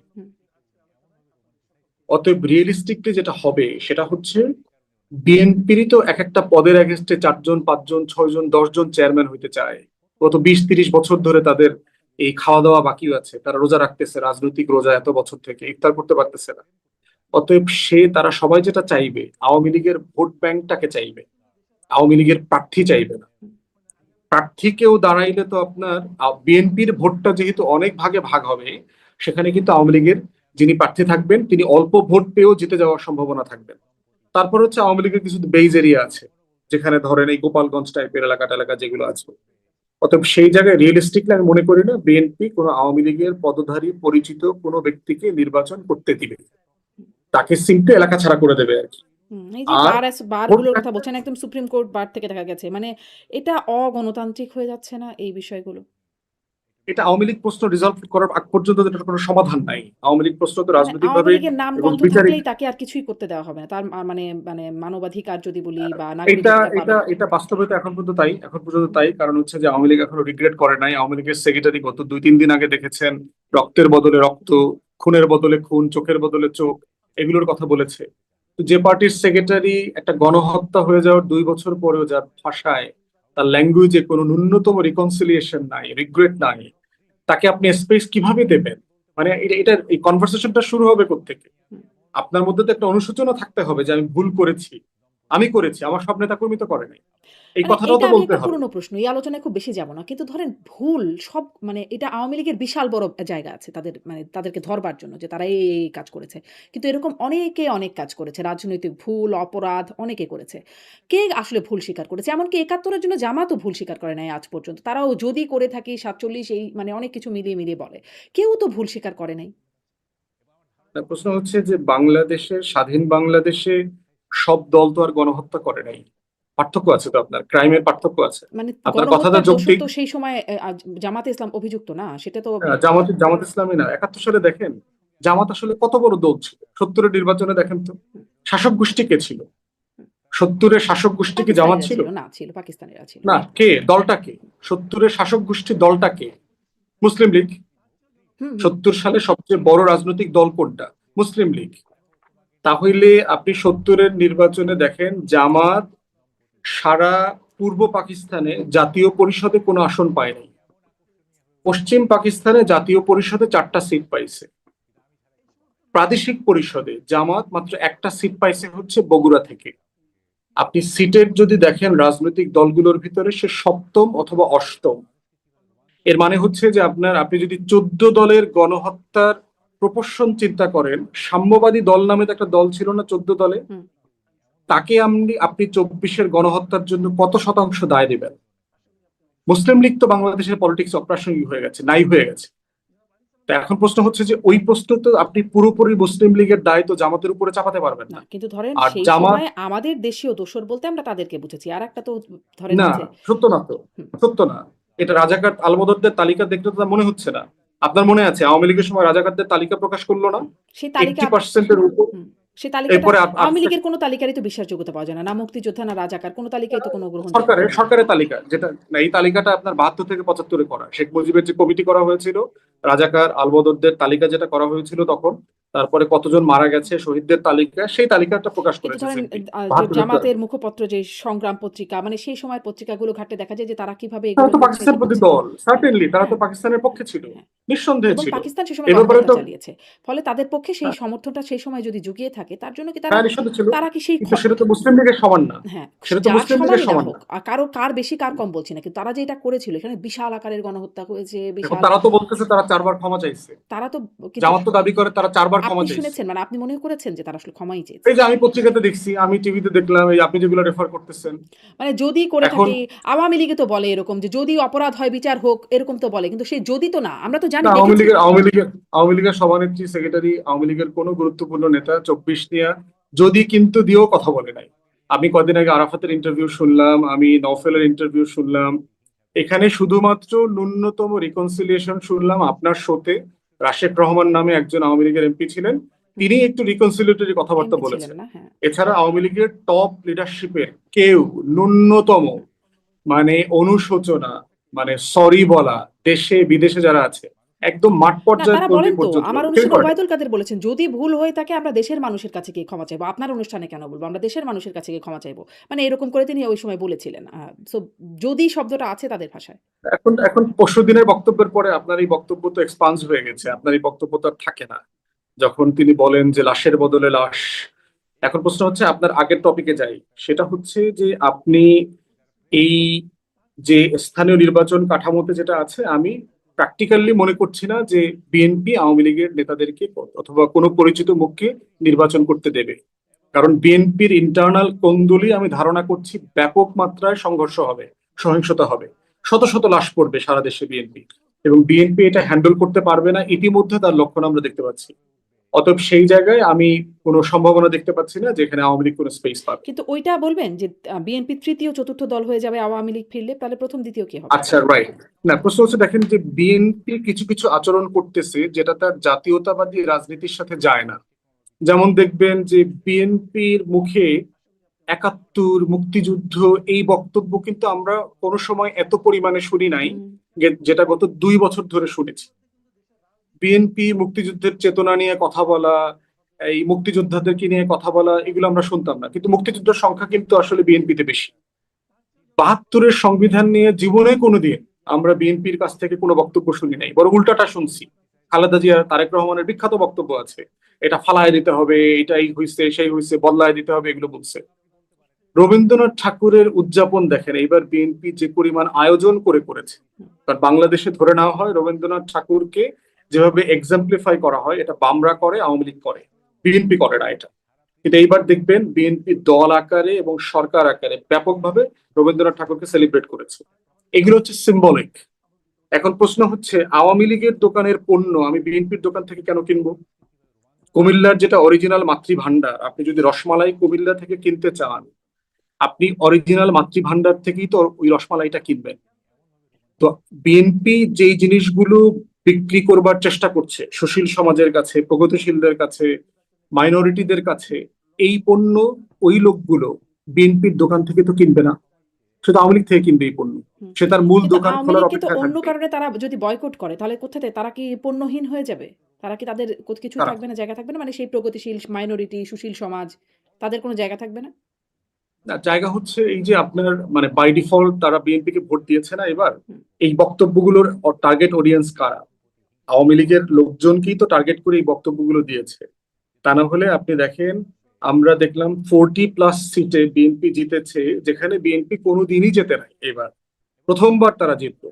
এই যে ধরেন আওয়ামী লীগের বেইজ এরিয়া যেগুলো আছে, মাদারীপুর, শরীয়তপুর, ফরিদপুর, গোপালগঞ্জ, পার্বত্য চট্টগ্রামের বিভিন্ন এলাকাতে, এবং ইকুয়ালি দেখবেন ওই সিটগুলোতে আপনার না ভোট জিতেছে। তাহলে বিএনপি জিতেছে আবার না ভোট জিতেছে, এটা হচ্ছে একটা কন্ট্রাডিক্টরি পজিশন, এটা হতে পারে না। আবার ইকুয়ালি দেখলাম মাইনরিটি যেখানে ডমিনেন্ট, এরকম ধরেন 40%, 35%, 47% মাইনরিটি আছে, এই সিটগুলোতে কখনো বিএনপি জেতে না, কিন্তু এইবার দেখলাম ধানের শীষ জিতেছে, আবার না ভোট জিতেছে। অতএব সেই জায়গাতে যদি অরিজিনাল দোকানটা, অরিজিনাল মাতৃভান্ডারের দোকান খুলে যায়, তাহলে এই মানুষগুলো তো আর বিএনপির ধানের শীষে ভোট দেবে না। তখন কি হবে? তখন আপনি উল্টা দিকটা আবার চিন্তা করেন, যেই জাতীয়তাবাদী মানুষ যারা দিল্লির এগেনস্টে প্রো জাতীয়তাবাদী মূল্যবোধপন্থী মানুষ, তারা যারা ঐতিহাসিকভাবে জিয়ার রাজনীতিকে পছন্দ করে, বিএনপিকে ভোট দিয়েছে, সেই মানুষগুলো দেখবে যে এই দলটা, এই মাতৃভান্ডারটা আসলে আমার মাতৃভান্ডার না। তাহলে বিএনপির অবস্থা হবে যে শহীদ জিয়ার রাজনীতি যারা করেন তারা দেখবে যে এই বিএনপি আমার মাতৃভান্ডার না। আবার আওয়ামী লীগের ভক্তরা দেখবে আরে আমার অরিজিনাল মাতৃভান্ডারের দোকান তো খুলে গেছে। তখন বর্তমান বিএনপির অবস্থাটা কি হবে? হুম। আমার প্রশ্নটা সে এটা তো তাহলে আসলে তারা তৃতীয় চতুর্থ যায়, প্রথম আর দ্বিতীয় কে হবে? নতুন রাজনৈতিক দল এখানে তৈরি হবে, কোথায় যারা সেটা? ওই মূল্যবোধের রাজনীতির। ধর, আপনি কি এনসিপির কথা 2 বছর 3 বছর আগে ভেবেছেন? এনসিপি নামে একটা রাজনৈতিক দল হবে যারা গণ অভ্যুত্থানের নেতৃত্ব দিয়েছে, দেশ ওলট পালট করে দিয়েছে। আপনি কি 16-17 সালে ভেবেছেন নুরু, কোটা অধিকার আন্দোলন, গণ অধিকার পরিষদ নামে এইসব দল হবে? ভাবেন নাই তো। যেটা হবে রাজনৈতিক ভয়েডের মধ্য দিয়ে, যেটা তাহলে হবে আপনার মনে হয় রাজনৈতিক যে প্রথম শূন্যতা দ্বিতীয় পূরণ করবে। এনসিপি বা নুরুর দল এরকম কোনো দল হবে? এটা ওই ওই ওই যে ফাঁকা জায়গাটা, ওই যে বাংলাদেশপন্থী জাতীয়তাবাদী রাজনীতির যে ফাঁকা জায়গাটা, সেই জায়গাটাতে যিনি মাল মশলা দিতে পারবেন, যিনি রাজনৈতিক প্রস্তাবনা জাতিকে দিতে পারবেন, তারা তখন ওই জায়গার সাপোর্ট বেসটা তারা পাবেন। এটা খুব সিম্পল জিনিস। এর বাইরে তার কোনো অপশন নাই তো আপনার। হুম। আর আওয়ামী লীগ ফিরলে এসব ঘটনা হবে। আওয়ামী লীগ ফিরলে আওয়ামী লীগের কি হবে? আওয়ামী লীগের যে ভোট বেজের কথা বলছেন আপনি। আ আওয়ামী লীগ ফিরবে টিরবে না পাই, আর লম্বা আলোচনা, মানে আচ্ছা। ওই আলোচনাতে আর ফিরবে যায় টিরবে লাভ না, নাই। এখানে তাহলে আওয়ামী লীগ একটুখানি ফিরছে না। জিজ্ঞাসাই করি তাহলে, যেহেতু মানে শেখ হাসিনা তো ঘোষণা দিচ্ছেন এই বছরের মধ্যেই নাকি তিনি ফিরবেন। আ কিন্তু আবার আরেকটা বক্তব্যে দেখলাম বলছেন যে তার পাসপোর্ট দিচ্ছে না। তাকে তিনি ফিরবেন কি করে? তাকে যেভাবে সামরিক বিমানে করে পাঠানো হয়েছে তাকে সেভাবেই ফিরিয়ে নেয়া হোক। এরকম করে বলছেন যে তিনি এখন ফিরতে চান।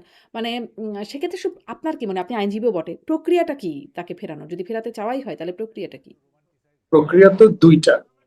একটা হচ্ছে ভারতের সাথে আমাদের এক্সট্রাডিশন ট্রিটি আছে। এক্সট্রাডিশন ট্রিটের অধীনে আপনি চাইবেন আসামি ইন্টারপোলের মাধ্যমে দূরের এলার জারি আর সে করা যদি আছে। নিজেই আসতে চায়? আমরা- হ্যাঁ, ওইটা হলো সেকেন্ড অপশন, আচ্ছা। যে আপনি ভলান্টারিলি রিটার্ন করবেন। হুম, দুইটা অপশন আছে, এই দুইটা অপশনের যে কোনো একটা দিয়ে করবেন। প্রশ্ন হচ্ছে হাসিনাও ফিরবে না, ভারতও হাসিনাকে ফিরতে দিবে না, কোনোটাই হচ্ছে না, হুম। প্র্যাকটিক্যালি হবে না এটা। এখন যখন অতএব কিন্তু সরকারের পক্ষ থেকে ধরেন তিনি যে বলছেন যে আমি ফিরতে চাই, এবছরই ফিরবো। কিন্তু তিনি বলছেন যে তার পাসপোর্ট দিচ্ছে না। সরকার কি এখন তাকে পাসপোর্ট দিয়ে তাকে ফেরার রাস্তা তৈরি করে দিতে পারে? সে কি পাসপোর্ট না থাকলে সে তো ট্রাভেল ডকুমেন্টের জন্য আবেদন করতে পারে হাই কমিশনে। দিল্লির বাংলাদেশ হাই কমিশনে আবেদন করুক না, যে আমি ফিরতে চাই, পাবলিক স্টেটমেন্ট দেখ আমি ফিরতে চাই, আমি এই যে আবেদন করলাম ট্রাভেল ডকুমেন্টের জন্য। তারপর যদি বাংলাদেশ সরকার তাকে ট্রাভেল ডকুমেন্ট না দেয়, তাকে এন্টারটেইন করতে না চায়, কারণ সে বাংলাদেশি নাগরিক, শুধু বাংলাদেশে ফেরার তার শতভাগ রাইট আছে। এই অধিকার থেকে তো আপনি তাকে বঞ্চিত করতে পারবেন না, বিচার তো অন্য আলোচনা। হুম। মানে তাকে এখন প্রক্রিয়াটা হচ্ছে তাকে এখন ট্রাভেল ডকুমেন্টের জন্য আবেদন করতে হবে এবং তারপর ফেরার প্রক্রিয়া শুরু। আর যদি ভ্যালিড বাংলাদেশি পাসপোর্ট থাকে, তিনি টিকিট করে চলে আসুক, প্রেস কনফারেন্স করলেই হবে যে আমার বাংলাদেশি পাসপোর্ট, আমি টিকিট করছি, পরশুদিন সকালে আমি ল্যান্ড করবো, আসুক। হুম। আচ্ছা, স্পষ্ট। আপনি একটু মানে আপনি যেটি বলছিলেন একটু আগে সেটাতে আবার যাই যে আওয়ামী লীগ ফিরলে বা বিএনপি আওয়ামী লীগের দোকান খুলে বসছে, এই যে একটা বিষয় বলছিলেন। আ মানে আওয়ামী লীগ বিএনপিকে আসলে কি তারা মিলে যাচ্ছে? নাকি তাদের মিলিয়ে ফেলারও কোনো ন্যারেটিভ এর জায়গাও তৈরি হচ্ছে? মানে আমি এই কথাটা আরো শুনছিলাম, ধরেন আপনাদের জোট নেতা একজন আছেন রাশেদ প্রধান, তিনি বলছিলেন নৌকার শীষ। ধানের শীষ, নৌকা মিলে নৌকার শীষ বানিয়ে ফেলেছেন। আ তারপরে নাহিদ ইসলাম সেই হাতে বোমা বিস্ফোরণ হলো সাভারে। তার পরপরই সাথে বলে উঠলেন যে আওয়ামী লীগ বিএনপি সবাই মিলে আসুক দেখি কত শক্তি। মানে আওয়ামী লীগ বিএনপি মিলে এই আলোচনাগুলো হচ্ছে কেন? একটা একটা বিষয় দেখেন যে রিয়েলিস্টিকলি যিনি ফিরতে পারবেন না, তার ভোট ব্যাংকটার কি হবে। দেখেন 71-এর আগে বাংলাদেশে মুসলিম লীগ তো সবচেয়ে বড় রাজনৈতিক দল ছিল। তাহলে মুসলিম লীগের ভোটাররা কোথায় গেল? তারা তো এই ভূখণ্ডের বাসিন্দা ছিলেন না। হুম, তারা যখন দেখলেন যে মুসলিম লীগ নামক দল এখন আর প্র্যাকটিক্যালি এই দেশে নাই, দেশ স্বাধীন হয়ে গেছে, তারা কি তাদের চয়েস গুলো পরিবর্তন করেন নাই, অন্য জায়গায় ভোট দেন নাই? তারা কি দল বদল করেন নাই, অন্য জায়গায় চলে গেছেন তো? তাহলে প্রশ্ন হচ্ছে যে আপনার এই কাজগুলো ঐতিহাসিকভাবে বারবার হয়েছে। দেখেন ডাকসুর এক্সাম্পল দেই। ডাকসুতে তো ছাত্রলীগের কোনো প্যানেল ছিল না। জগন্নাথ হলের ভোটের প্যাটার্নটা শুধু দেখেন। প্রথম কথা হচ্ছে জগন্নাথ হলের লোক যারা মাইনরিটি, আমরা ধরে নিই মোটা দাগে তারা আওয়ামী লীগের সমর্থক, বাংলাদেশের ঐতিহাসিক যে পরম্পরা। প্রশ্ন হচ্ছে সেখানে ভোট দেওয়া থেকে কি বিরত ছিল না? মেজরিটি ছেলেমেয়েরা ভোট ভোট দিয়েছে। ভোট দিয়েছে, কে জিতেছে? ছাত্র দলের ছেলেরা জিতেছে। সেখানে দেখবেন যে ছাত্র দলের ভিপি প্রার্থী ১,৫০০ ভোট পাইছে, সাদিক কায়েম 10টা পাইছে, জিএস 7টা ভোট পাইছে, ওখানে মেঘমল্লার বসু ১৫০০-১৬০০ ভোট পাইছে। তাহলে ছাত্রলীগের প্যানেল থাকলে যেটা হতো, না থাকার কারণে কি সে ভোট দেওয়া থেকে বিরত থাকে নাই? তার বিকল্প রাজনৈতিক অভিমুখ তিনি তৈরি করে নিয়েছেন। নাগরিক সমাজের মানে শত শত বছরের যেই পরম্পরার প্র্যাকটিস হচ্ছে, আপনি আপনার অ্যাভেইলেবল অপশনের মধ্যে থেকে আপনি আপনার বেস্ট জায়গাটা খুঁজে নেবেন। হুম। কিন্তু এবং ধরেন আওয়ামী কিন্তু লীগ ধরেন এই যে মুসলিম লীগের মানে ভোটাররা কি হলো আপনি বলছেন, মুসলিম লীগ অটোমেটিক্যালি মানে মানুষ তাকে বয়কট করে তাকে বিলুপ্ত করে দিয়েছে। কিন্তু যখন যখন কাউকে নিষিদ্ধ করা হয়, নিষিদ্ধ বস্তুর প্রতি একটা আকর্ষণও কাজ করে এবং তাদের প্রতি সিম্প্যাথিও কাজ করে। ফলে সেই সিম্প্যাথি থেকে এবং তার সাথে অ্যান্টি এস্টাবলিশমেন্ট সেন্টিমেন্ট আমাদের আছে। সেদিনও কাউকে এই প্রশ্নটা করছিলাম যে বরাবরই দেখেছি আগের সরকার সুষ্ঠু ভোট হলে ১৪, ১৮, ২৪ এর কথা বাদ, সুষ্ঠু ভোট হলে আগের সরকার বাদ দিয়ে মানে আওয়ামী লীগ বা বিএনপি বা আওয়ামী লীগ হবে একের পর এক এসেছে। মোটা দাগে সুষ্ঠু নির্বাচন হলে। ফলে এই যে সিম্প্যাথি, নিষেধাজ্ঞা ইমপ্যাক্ট ইত্যাদি এবং সাথে এই অ্যান্টি এস্টাবলিশমেন্ট সেন্টিমেন্ট ইত্যাদি মিলিয়ে আ সমীকরণটা ভিন্ন হবে না তো? না, মনে হচ্ছে না তো। আপনি অনলাইনে দেখেন, সারা দেশে দেখেন, শাওনের স্টেটমেন্টটা শুধু দেখেন। শাওর ক্ষমা চেয়েছে না? কেন ক্ষমা চাইলো? সে যদি মনে করে থাকে যে আমি যেটা বলেছি লিখেছি এটাই সত্য, তাহলে স্ট্যান্ড বাই করলো না কেন? কারণ সে বুঝতে পারতেছে যে অনলাইনে অফলাইনে যে লেভেলের রিয়াকশন হয়েছে, এইটা কোনোভাবে তার মতামতকে সমর্থনযোগ্য করে নাই। আওয়ামী লীগ ফেরার প্রশ্নে বাংলাদেশের ন্যূনতম কোনো মতামত সম্মতি এখানে নাই। নাই এটা। যেটা আছে, আওয়ামী লীগকে বাঁচিয়ে রেখেছে গণমাধ্যম। এই যে দেখেন, আওয়ামী লীগকে নিয়ে আপনি কন্টিনিউ প্রশ্ন করছেন আমাকে, প্রত্যেকটা টক শোতে আমাকে আওয়ামী লীগ নিয়ে কথা বলতে করতে হচ্ছে। তো হবেই না। আওয়ামী তাদেরকে লীগ বেঁচে নিষিদ্ধ আছে করে রাখা হয়েছে। গণমাধ্যমে। মানে এটাই একটা কারণ। যদি নিষিদ্ধ না হতো মুসলিম লীগ নিয়ে কিন্তু আমরা আর আলোচনা করছি না। তারা একা, একা বিলুপ্ত হয়ে গেছে। কিন্তু তাকে যখন না নিষিদ্ধ না, একা করে একা রাখা বিলুপ্ত হচ্ছে হয় নাই তো। না, তাকে তো নিষিদ্ধ করা হয়েছে। একা একা বিলুপ্ত হয়নি তো। ৭২-এ পাকিস্তানপন্থী সকল রাজনৈতিক দলকে তো নিষিদ্ধ করে দিয়েছে শেখ মুজিব। ৭৯ সালে এসে না আপনার জিয়াউর রহমান সাহেব এই এমবার্গো তুলে নিলেন। তুলে নেওয়ার পরে হচ্ছে আওয়ামী লীগও রাজনীতিতে ফিরে আসছে, তারপরে হচ্ছে মুসলিম লীগও ফিরে আসছে, এবং এখনো কিন্তু নির্বাচন কমিশনে মুসলিম লীগ নিবন্ধিত রাজনৈতিক দল। নেজামি ইসলাম আর একটা পার্টি আপনার, যেটা তো দ্বিতীয় ছিল তো বৃহত্তম মানে তাদের তো দল ছিল। নিষেধাজ্ঞা নাই। কিন্তু সে বিলুপ্ত হয়ে গেছে। কারা কারা মানে বিলুপ্ত মুসলিম হয়ে লীগ। গেছে? মুসলিম লীগ। জনগণের কাছে প্রত্যাখ্যাত হয়েছে বলতে পারে, হুম। কিন্তু তার তার একটা নিবন্ধিত জায়গা আছে। প্রশ্ন হচ্ছে যে এখনো পর্যন্ত তো আওয়ামী লীগের প্রশ্নে কোনো সিদ্ধান্তই হয়নি। একটা টেম্পোরারি ব্যান আছে কাজের উপরে। সেখানে ৭২-এ শেখ মুজিবের সরকার তো আউটরাইট এই দলগুলোকে ব্যান করে দিয়েছে। তাহলে আপনি এই প্রসেস ফলো করার এন্ডে যান, তারপরে দেখা যাক কি হয়। যে আমরা রাজনৈতিক সিদ্ধান্তের মধ্য দিয়ে রাজনৈতিক দলগুলো আওয়ামী লীগের ব্যাপারে কি সিদ্ধান্ত নেয়, তারপরে দেখা যাবে যে জি। আওয়ামী লীগ ফিরতে পারে মানে কিনা। স্পষ্ট। ওই প্রশ্নটা ওইখানেই। মানে এইজন্যই বারবার এই প্রসঙ্গটা আসে যে এই সিদ্ধান্তটা যদি মানুষের হাতে দেয়া হতো তাহলে কি সেটি বেশি সুবিবেচনাপূর্ণ হতো কিনা? যে তাদের যে অপকর্ম, তাদের যে হিসাব নিকাশ সেটি আসলে মানুষ গণতান্ত্রিকভাবে ঠিক করুক। যে তাদের বয়কট করার সুযোগ আমি থাকুক। আমি নিজেও রেফারেন্ডামের কথা বলেছিলাম, হুম। যে আপনি ইনু সরকারকে বলেছিলাম রেফারেন্ডাম দিয়ে দেন, আওয়ামী লীগকে নিষিদ্ধ করা হবে কি হবে না দেখেন। হুম। সেটা দেয় নাই। বিদেশি গণমাধ্যমে সাক্ষাৎকার দেবার সময়ও তিনি বিষয়টাকে একরকম অস্বস্তি তার মুখে ফুটে উঠেছিল যে আওয়ামী লীগ নিষিদ্ধ করার ব্যাপারে। আওয়ামী লীগকে নিষিদ্ধ করা হবে না এরকম কথা বলেও ছিলেন। পরে হুট করে এসে নিষিদ্ধ করা হলো। ফলেই বারবার এই প্রশ্নগুলো আসে। দেশীয় গণমাধ্যমে যেমন আপনারা ফেস করেন, বিদেশি গণমাধ্যমে গেলেও এই বিষয়টা এসেই যায়। ফলেই প্রশ্নটা আসলে যে এরকমটা না হলে এই বারবার কি এটা ফেস করতে হতো কিনা? একটু আসি এনসিপি সমাবেশে যে হাতবোমা বিস্ফোরণ হলো, সেই প্রসঙ্গটাতে। আ আচ্ছা, একটু শাওনের কথা যেটা বলছেন সেটাও একটু শেষ করি। যে আপনিও বলেছেন যে এত দুঃসাহস হয় কোথা থেকে শাওনের? তিনি ক্ষমা চেয়েছেন মানে অশ্লীল শব্দ ব্যবহার করা। এটি মানে কোনোভাবেই গ্রহণযোগ্য না। কিন্তু মানে ধরেন অশ্লীল শব্দ তো ৫ই আগস্টের পরে খুব পাবলিকলি শুনি। নিশ্চয়ই এর আগেও থাকতো। কিন্তু পাবলিকলি শোনার যে একটা ব্যাপার সেটি খুব রকমের শুনি। সেটি যেমন আমরা শহীদ ওসমান হাদির মুখ থেকে শুনেছি। আমরা শুনেছি শেখ হাসিনাকে নিয়ে এই জুলাই নিয়ে যা বলা হচ্ছে সিডিআই শেখ হাসিনাকেও এরকমটা বলা হয়েছে। আ বা ফজলুর রহমান বীর মুক্তিযোদ্ধা তার বাসায় গিয়ে ছোট, ছোট বাচ্চা ছেলেমেয়েরা এরকমটা বলেছে।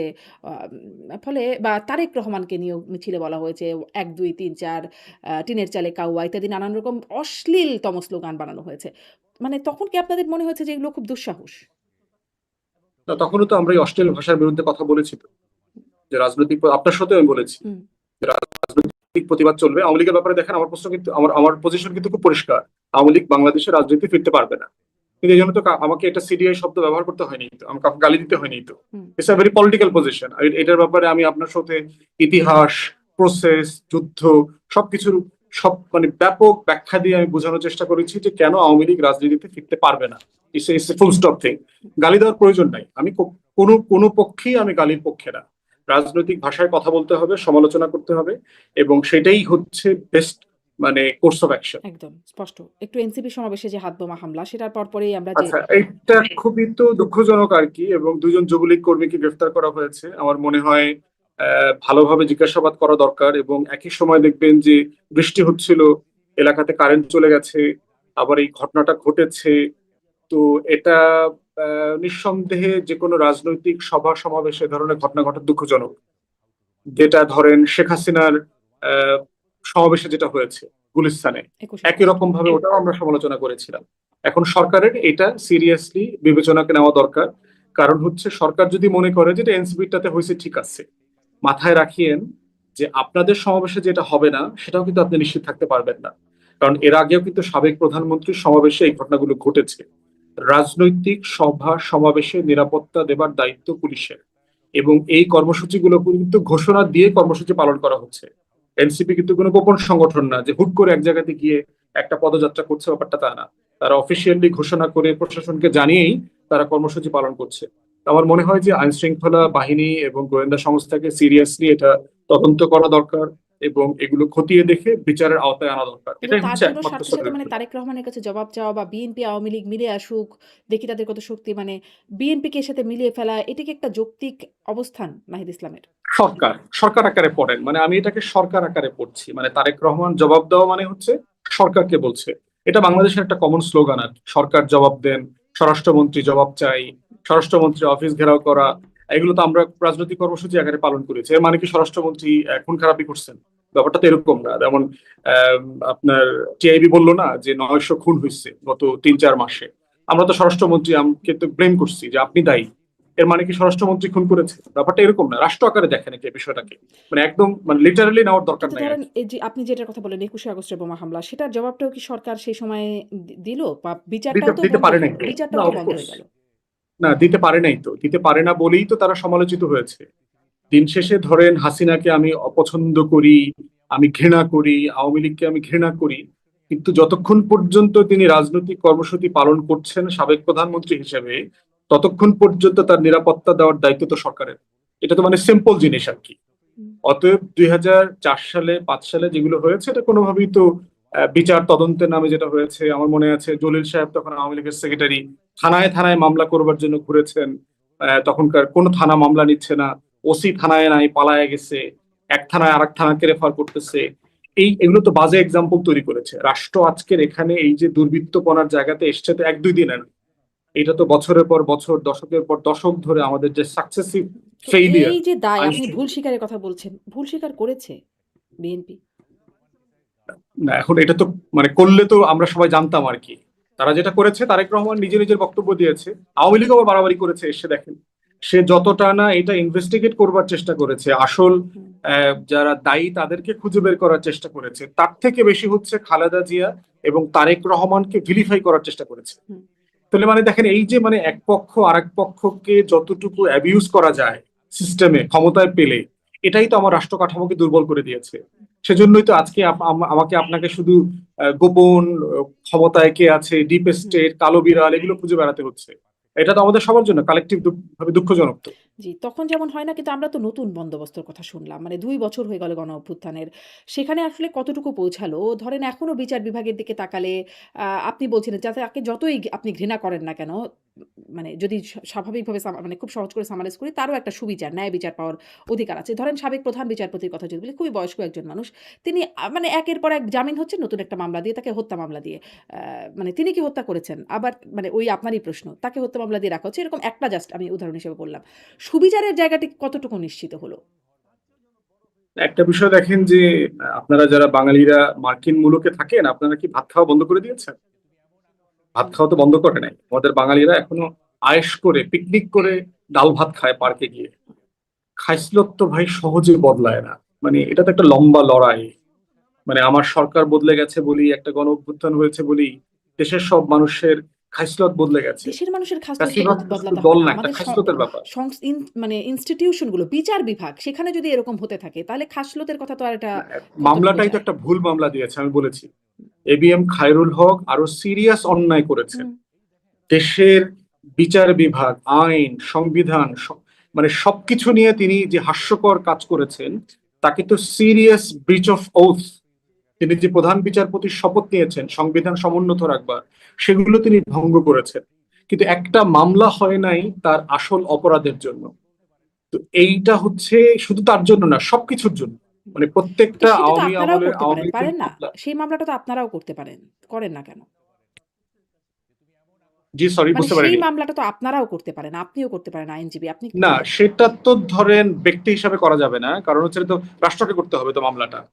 রাষ্ট্রকে দায়িত্ব, আমি হয়তো বলতে পারবো, আমি এটা নিয়ে কথা বলেছি যে আসলে এই ধরনের মামলায়, যেভাবে আপনি ধরেন আমাদের সাকিব প্লেয়ার, ক্রিকেট প্লেয়ার, ওকে আপনি মানে জুয়ার মামলা দিতে পারেন, আপনি ফ্রডের মামলা দিতে পারবেন, শেয়ার বাজার কেলেঙ্কারির মামলা দিতে পারবেন, অবৈধভাবে গোল্ড ব্যবসায়ীদের সাথে ওই যে আরো আরব খান টান কি হুম। আছে দুবাইতে, এগুলো করছে। সেটা না দিয়ে তো আপনি আর কি যাত্রাবাড়ি খুন, মিরপুরে খুন, আবার 28 নম্বর 32 নম্বর মামলার আসামি, এগুলো দিয়েছেন। মানে এই এই মানে পুরো প্রসেসটাই তো হচ্ছে যে টোটাল যে জুডিশিয়ারি এবং আইন শৃঙ্খলা বাহিনীর যে আইনের শাসন এনশিওর করবার যে দায়, এই দায়টা তো ডিসপেন্স হচ্ছে না, কিন্তু এবং তাহলে, কোনো আমলেই এবং হচ্ছে না। তারপরে সেই জুডিশিয়ারি থেকে, আচ্ছা মামলা না হয় হলো, ভুয়া নানান রকম মামলাই হলো। জুডিশিয়ারি থেকে তারা জামিনও পাচ্ছেন না। একের পর এক নতুন করে আবার ভুয়া, ভুয়া মামলা হচ্ছে এবং জুডিশিয়ারির মানে তারা জেলখানায় থেকে যাচ্ছেন। আ ফলে সুবিচারের কোনো জায়গা আসলে নাই। এটা কোথা থেকে অদৃশ্য ইশারা? কোথায় থেকে আসলে এটা আসছে? এটাও কি ডিপ স্টেট কোথাও? নাকি মানে কিছু না না, বুঝলেই মনে এটা হয় ডিপ স্টেট কিনা জানি না। হুম। না, এটা আমার কাছে মনে হচ্ছে এটা এটা এটা এমনি ইনস্টিটিউশনাল খাইসলত আর কি।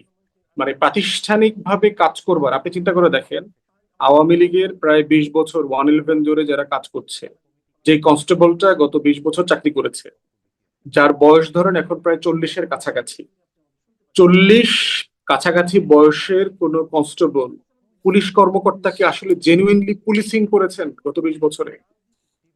মানে সে আসলে জানবে কিভাবে যে আসলে পুলিশিং জিনিসটা মানে কি, মামলাটা কিভাবে প্রসেস করতে হয়? আসছে এক জায়গাতে একটা নাম বসায় দিচ্ছে, অজ্ঞাতনামা, গায়েবানা নাম ঢুকায় দিল 33, 130 নম্বর। একটা মানুষের খুন তো করতে একশো সরকারের কোনো তিরিশ জন মানুষ নির্দেশনা লাগে। দেখেছেন এর মধ্যে? মানে যেমন ধরেন ডিআইজি বলেছে আওয়ামী লীগের কোনো নেতা বের হলে তাকে আবার একটা নতুন মামলা দিয়ে ঢুকায় দিতে হবে। একদম আনুষ্ঠানিকভাবে লিখে দিয়েছেন। এটা কোথাকার ডিআইজি মনে মনে পড়ছে না। কিন্তু এরকম একটা নির্দেশনা দিয়েছেন। আম সেটি নিয়ে আলোচনাও হয়েছে অনেক। আনুষ্ঠানিকভাবে নির্দেশনা দিয়েছেন তার অধীনস্থদের। এমনি তো অন্তর্বর্তীকালীন সরকারের সময় দেখেছি যে আপনার ওই যে মিথ্যা মামলা যেটা হচ্ছে ভুয়া মামলার ব্যাপারে একটা প্রভিশন তারা করেছে, সরাসরি এসপির কাছে কাগজপত্র দিয়ে আবেদন করবার জন্য, যেন এই মামলাটা তাকে তাকে অব্যাহতি দেওয়া হয়। আমি নিজে পার্সোনালি এরকম অনেকগুলো মিথ্যা মামলা ডিল করেছি। হুম। চাঁদাবাজি করবার জন্য মেনলি দিয়েছে আর কি, আপনার বিভিন্ন ব্যবসায়ীদেরকে এলাকার গ্রুপিং ট্রুপিং এগুলো সেগুলো মিলায় ঝিলায় চাঁদাবাজি করতে চেয়েছে, এবং এগুলো কিন্তু এসপি অফিস থেকে আপনার রিজলভ করাও হয়েছে। আমরা দেখলাম কাগজপত্র সহ আমরা গত আমলে যেটা করেছে, এক্স্যাক্টলি এই আমলের পার্টিকুলার কোনো ইনস্ট্রাকশন আমার চোখে পড়ে নাই। আপনি বলছিলেন যে ওই যে বোমা হামলা এনসিপি সমাবেশে পরে মানে বলছেন যে আপনাদের সাথেও হতে পারে এরকম ঘটনা, মানে ক্ষমতাসীনদের সাথে। হ্যাঁ, মানে এটা এই যে এরকম এই যে মামলাও তো আসলে প্রাতিষ্ঠানিক। আগে তাদের সাথেও হয়েছে, এখন আবার হচ্ছে, পরে আরো যে হবে না সেটা ফুল স্টপ তো কোথাও টানা হচ্ছে না।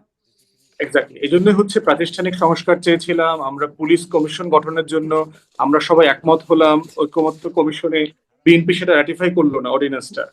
তাহলে দেখেন যেই চেকস অ্যান্ড ব্যালেন্স গুলো আমরা করবার চেষ্টা করেছি, সুপ্রিম কোর্ট সচিবালয়, জাজেস অ্যাপয়েন্টমেন্ট, পুলিশ কমপ্লেন্ট কমিশন, এইগুলো করলে যেটা হতো অ্যাটলিস্ট একটা চেকস অ্যান্ড ব্যালেন্স তৈরি হইতো। তাহলে কি মানে কিন্তু গণ সেখানে অভ্যুত্থান হলো, রাটিফাই করলো না। হাসিনা সরকারের পতন হলো, কিন্তু ওই নতুন বন্দোবস্তের কথা শুনলাম সেরকমটা হয়ে গেল না, খাসলত হিসেবে সেটা রয়ে গেল। এখন ওই যে বিএনপির বক্তব্য হচ্ছে ভাই মাত্র তো 5 মাস হয়েছে, আমরা করব, অক্ষরে অক্ষরে সব পালন করব।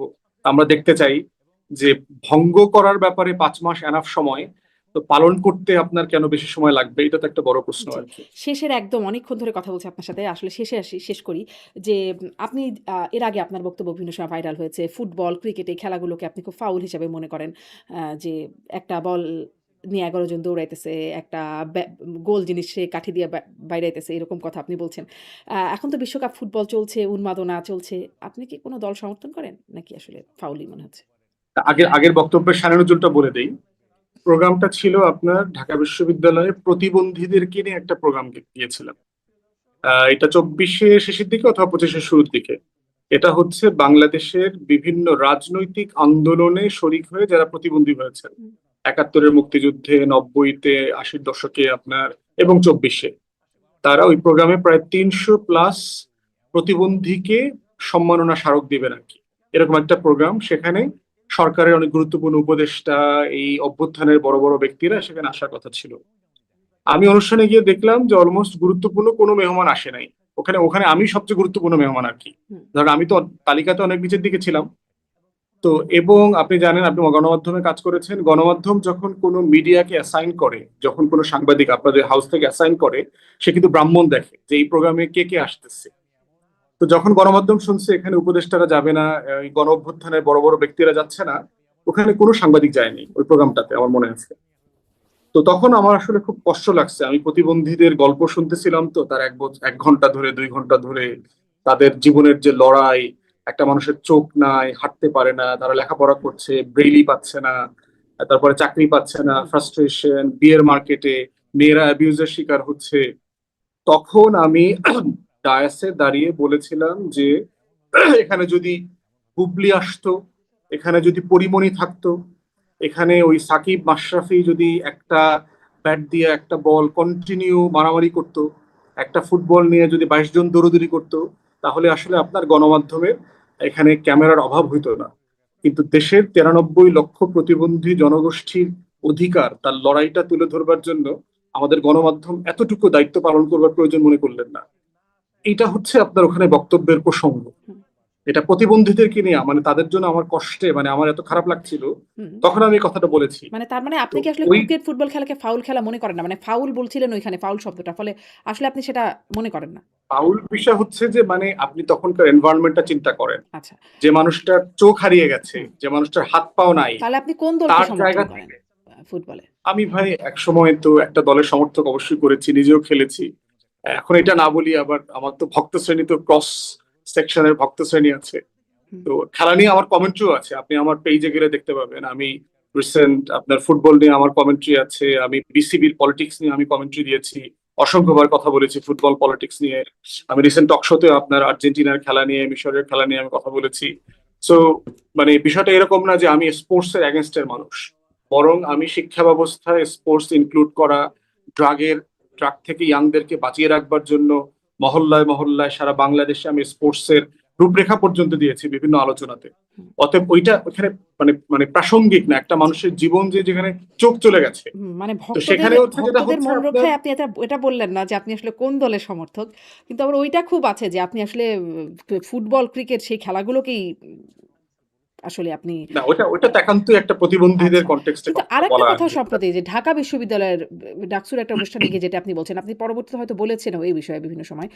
যে কালেক্টিভ ক্ষতি বাংলাদেশে তার সবচেয়ে বড় দায় ঢাকা বিশ্ববিদ্যালয়। সেখান থেকে ফ্যাসিস্ট, ক্রিমিনাল, টাউট, বাটপার মানে সবচেয়ে বেশি তৈরি করেছে তারা। আ এবং এর জন্য আপনার বিরুদ্ধে আইনি একটা নোটিশও এসেছে।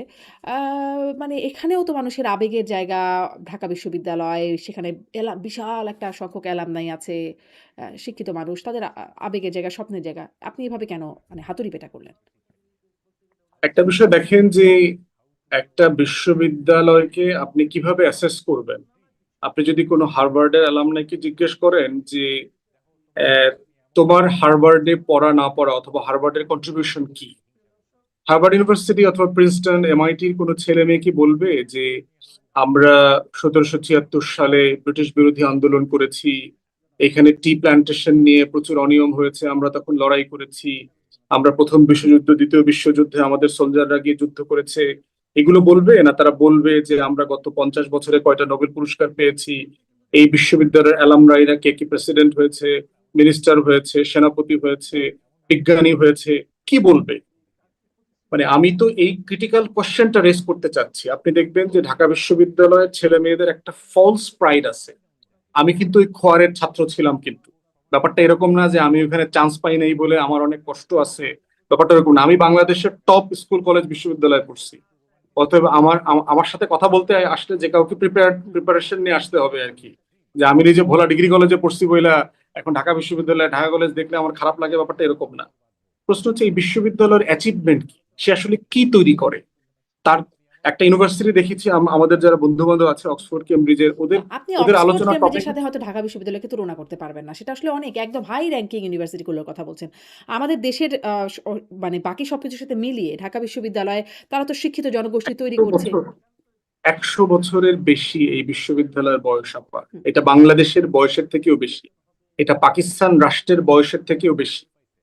100 বছর প্লাস। সিঙ্গাপুর, মালয়েশিয়ার ইউনিভার্সিটি গুলো 100-র ভিতরে চলে আসছে, 10-15-তে চলে আসছে। ওদের ইউনিভার্সিটির বয়স তো আমাদের থেকে আমাদের নাতির বয়সী। ওরা পারে, আমরা পারছি না কেন? আজকে 2026 সালে আপনার সেই মনে প্রশ্নটা থাকার আপনি কথা খুব করোনা। যৌক্তিকভাবে তুলতে পারেন ব্যারিস্টার ফুয়াদ। সেই প্রশ্নটা খুব যৌক্তিকভাবে। কিন্তু এটার থেকে টাউট বাটপার বের হচ্ছে, শুধুমাত্র ফ্যাসিস্ট বের হচ্ছে, কথা তো সত্য, ক্রিমিনাল বের কথা হচ্ছে। তো সত্য, কথা তো সত্য। আপনিও বের বাংলাদেশের হচ্ছেন। সবচেয়ে বড় ক্রিমিনাল, বাংলা, আমি ওখানে কিছু শিখি নাই, এটা হচ্ছে সবচেয়ে ভালো এই খবর আর কারণে কি। টাউট ওখানে আমি বাটপার কিছু হন নাই বা ক্রিমিনাল হন নাই। নাকি সেটা হয়েছেন? হচ্ছে যে ওখান থেকে আসলে কি বের হয়েছে বলেন না, 2-4-5 জন বিখ্যাত গ্রাজুয়েটের নাম বলেন তো ঢাকা বিশ্ববিদ্যালয়ের, না ধরেন সায়েন্টিস্ট, না একাডেমিক, এরকম খুব গবেষক, কিছু একটা কথা বলেন না, মানে যেটা যেটা না হলে আমরা খুব লস করতাম। কিন্তু এটা না হলে যা আছে তাও তো থাকতো না।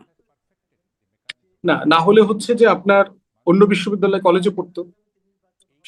আমাদের বাস্তবতা দেখেন, তাহলে কি বাংলাদেশের আপনার রাজনৈতিক রেকমেন্ডেশন নেতাদের ঢাকা মধ্যে, বিশ্ববিদ্যালয়কে মানে বিলুপ্ত করে দেওয়া? না সেটা তো প্রশ্ন, সে তর্ক না। তর্ক হচ্ছে আপনাদেরকে চিন্তা করতে বাধ্য করা যে এই বিশ্ববিদ্যালয়ের অবদানটা কি। এই বিশ্ববিদ্যালয় গত 100 বছরে 100টা মৌলিক বই বের করে নাই। এটা তো কোনো বিশ্ববিদ্যালয় করে নাই, আপ- আমাদের দেশের কোনো মাদ্রাসা, স্কুল, এ- কলেজ কিছুই তো করে নাই। এইটাই তো, তাহলে এই তর্কটা তুলতে হবে না? মানে আপনি কি এগুলা কি এইভাবেই রাখবেন? মানে এখানে এই দৈন্যতা চলবে, এখানে শ্যাওলা পড়ে থাকবে, এখানে কোনো লেখাপড়া হবে না, এটা প্রেম চত্বর হবে, এটা ফুসকা চত্বর হবে। মানে এই তর্কটা কি আমাকে তুলতে হবে না যে এই বিশ্ববিদ্যালয়ের কোনো কন্ট্রিবিউশন নাই, সে কোনো সায়েন্টিস্ট তৈরি করতে পারে না, সে ডক্টর ইউনূসের মতো একজন হয়তো নোবেল পুরস্কার নিজ দায়িত্বে পাইছে, কিন্তু আমার আর নোবেল পুরস্কার নাই কেন? তাও তো উনি ধরেন পলিটিক্যাল নোবেল পুরস্কার পাইছে শান্তিতে, মানে এটা তো কোনো কিছু আবিষ্কার করে করতে হয়নি। তাহলে আমার মৌলিক সাবস্টেন্সটা কি? আমার বিখ্যাত 10টা অ্যালামনাই আছে কিনা আমার বিশ্ববিদ্যালয়ে, যাদেরকে সারা পৃথিবী চেনে? মানে আমাকে তো এই 100 বছর পার হয়ে আমি শুধু বিশ্ববিদ্যালয়ের ছাত্র, এটা অনেক গর্বিত। মানে এটা তো কোনো গর্ব হইতে পারে না।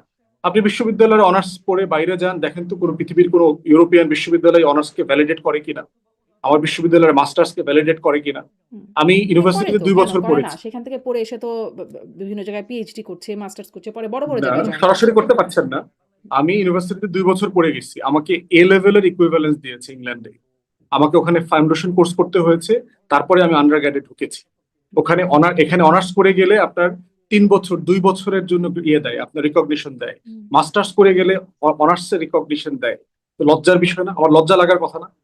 আপনার মনে আছে কিনা কিন্তু এই করোনার সময় বাস্তবতায় ঢাকা কিন্তু পড়ি নাই। বিশ্ববিদ্যালয়, এই বাস্তবতায় কিন্তু না। অনার্স করলে অনার্সের রিকগনিশন কিন্তু পাচ্ছে মানুষ। আমরা মানে আমরা নিজেও বাইরে আসছি, পড়াশোনা করছি, করেছি। ফলে না সব জায়গায় না, তো এটার সাথে আপনার অনেক কিছু যোগ বিয়োগ করতে হয়েছে, আপনার ওয়ার্ক এক্সপিরিয়েন্স, আপনার লাইফের এক্সপার্টিজ, হুম, আপনার না আরো এক্সট্রা কি অনার্সকে কি অনার্স করেছেন, হিসেবে এক্সট্রা নিচ্ছে। কারিকুলাম। অনার্সকে অনার্স হিসেবে না, নিচ্ছে। এটা অধিকাংশ ইউনিভার্সিটিতে না, পৃথিবীর টপ ইউনিভার্সিটি কেউ এটা অ্যাকসেপ্ট করে না। আমি ইংল্যান্ডের ধরে 3rd টপ ইউনিভার্সিটিতে পড়েছি, ইউনিভার্সিটি অফ লন্ডনে। এটা করে না, অ্যাকসেপ্ট করে না। অতএব, এবং এই দেখবেন মাস্টার্স করে আপনি সরাসরি পিএইচডি করতে পারছেন না, আপনাকে টিচিং এক্সপিরিয়েন্স দেখাতে হচ্ছে 5 বছর, 7 বছর, তারপরে আপনি পিএইচডি তে চান্স পাচ্ছেন। আইএলটিএস করতে হচ্ছে, আপনাকে অনেক রিকোয়ারমেন্ট তো ফুলফিল করতে ভাষাগত হচ্ছে। জায়গা থেকে। তো সব জায়গাতে এই বিষয়টা তো আছে। তাহলে আমার বিশ্ববিদ্যালয়কে তো এই প্রশ্নের মুখোমুখি হতে হবে। আমার বিশ্ববিদ্যালয় বুয়েট করোনার সময় স্যানিটাইজার আবিষ্কার করেছে, দেখেছেন? হুম, হুম। এটা তারা আবার ঘটা করে প্রেসে দিয়েছে। রিক্সা আবিষ্কার করে বুয়েট, মানে যেখানে সারা দুনিয়া এখন এআই করতেছে, ইলন মাস্ক মহাকাশে জিনিস পাঠাচ্ছে, আমার বিশ্ববিদ্যালয়ের ছেলেমেয়েরা টিএসসি তে সবাই মিলে খেলা দেখতেছে। এটাই তার ঢাকা বিশ্ববিদ্যালয় নিয়ে অনেক গর্বের বিষয়। তারা সবাই খেলা দেখতে পারে, 10 টাকায় চা সমোচা কিনতে পাওয়া যায় এখানে। ধান কাটা ভিসি এখানে অ্যাপয়েন্টমেন্ট পাইছে। আমি যদি রাষ্ট্রটাকে এগিয়ে নিয়ে যেতে চাই, আমি যদি আমার বিশ্ববিদ্যালয়কে বিশ্বমানের করতে চাই, এই তর্কগুলো তুলতে হবে আমাদেরকে। আমার ভাষা পছন্দ না হোক, কিন্তু তর্কটা তুলতে হবে, এই তর্ক নিয়ে আলাপ করতে হবে। জি। এবং বাংলাদেশের খারাপ লোকদের একটা বিশাল অংশ হচ্ছে ঢাকা বিশ্ববিদ্যালয়ে, 2-4টা ভালো মানুষ নাই তা বলছে না। এই জন্য হচ্ছে আবার যত ভালো মানুষ আছে, যাদের অবদান আছে তারা বাংলাদেশে, দেখেন তো 10জন ভালো রাজনীতিবিদের নাম বলেন তো ঢাকা বিশ্ববিদ্যালয়ে পড়েছে, যারা বাংলাদেশের ভাগ্য বদলে দিয়েছে। বাংলাদেশের 5 জনের নাম ভাগ্য বলেন কে তো। বদলেছে আসলে? বাংলাদেশের ভাগ্য? ভাগ্য বদলাইলে ধরেন শেখ মুজিব নাম বলতে পারবেন, বঙ্গবন্ধু শেরে বাংলার নাম বলতে তিনিও ছিলেন পারবেন। ঢাকা বিশ্ববিদ্যালয়ের শিক্ষক। আমাদের বর্তমান প্রধানমন্ত্রী তিনি মানে না, শিক্ষার্থী। ঢাকা তিনিও ভর্তি হয়েছিলেন, পরে শেষ করতে পারেন নাই, কিন্তু ভর্তি হয়েছিলেন। উম কয়জনের নাম বলতে পারবেন? সালাউদ্দিন শেরে আহমেদ বাংলা, স্বরাষ্ট্রমন্ত্রী, মানে সোহরাওয়ার্দী। যারা বর্তমানে রাজনীতিবিদ আছেন যারা, সবাই আসলে ঢাকা বিশ্ববিদ্যালয়ের বেশিরভাগই ছাত্রছাত্রী। এর ভিতরে কয়জন দেশ বদলাইছেন আর কয়জন দেশ ডুবাইছেন সেই তর্কটা করতে হবে আর কি। এই জন্য হচ্ছে এই আলোচনাটা আমাদেরকে তুলতে হবে যে কেন ১,৫০০ ২,০০০ ইউনিভার্সিটির তালিকাতেও ঢাকা বিশ্ববিদ্যালয় নাই। মানে আপনার তো লজ্জা লাগার কথা, এটা নিয়ে যে আবার আপনি তর্ক মানে আমাকে গালাগালি না, করতেছেন। সেই আপনি তো তর্কটা তো আত্মসমালোচনা বটেই। করবেন। সেই তর্কটা তো সবসময় করা হয়। কেন গবেষণা হচ্ছে না? কেন মানে এর মান এত খারাপের দিকে যাচ্ছে? কেন ভালোর দিকে না গিয়ে, মানে আগে যেখানে একটা র্যাঙ্কিং এ ছিল, সেখানে বহু দিন যাবত সেই র্যাঙ্কিং এ নাই। সেই তর্কটা আছে, কিন্তু মানে সেই বিশ্লেষণটা আছে। কিন্তু এটা নিয়ে মানে আপনার কাছে যে প্রশ্নটা করা যে কালেক্টিভ ক্ষতির জন্য বা ঢাকা বিশ্ববিদ্যালয়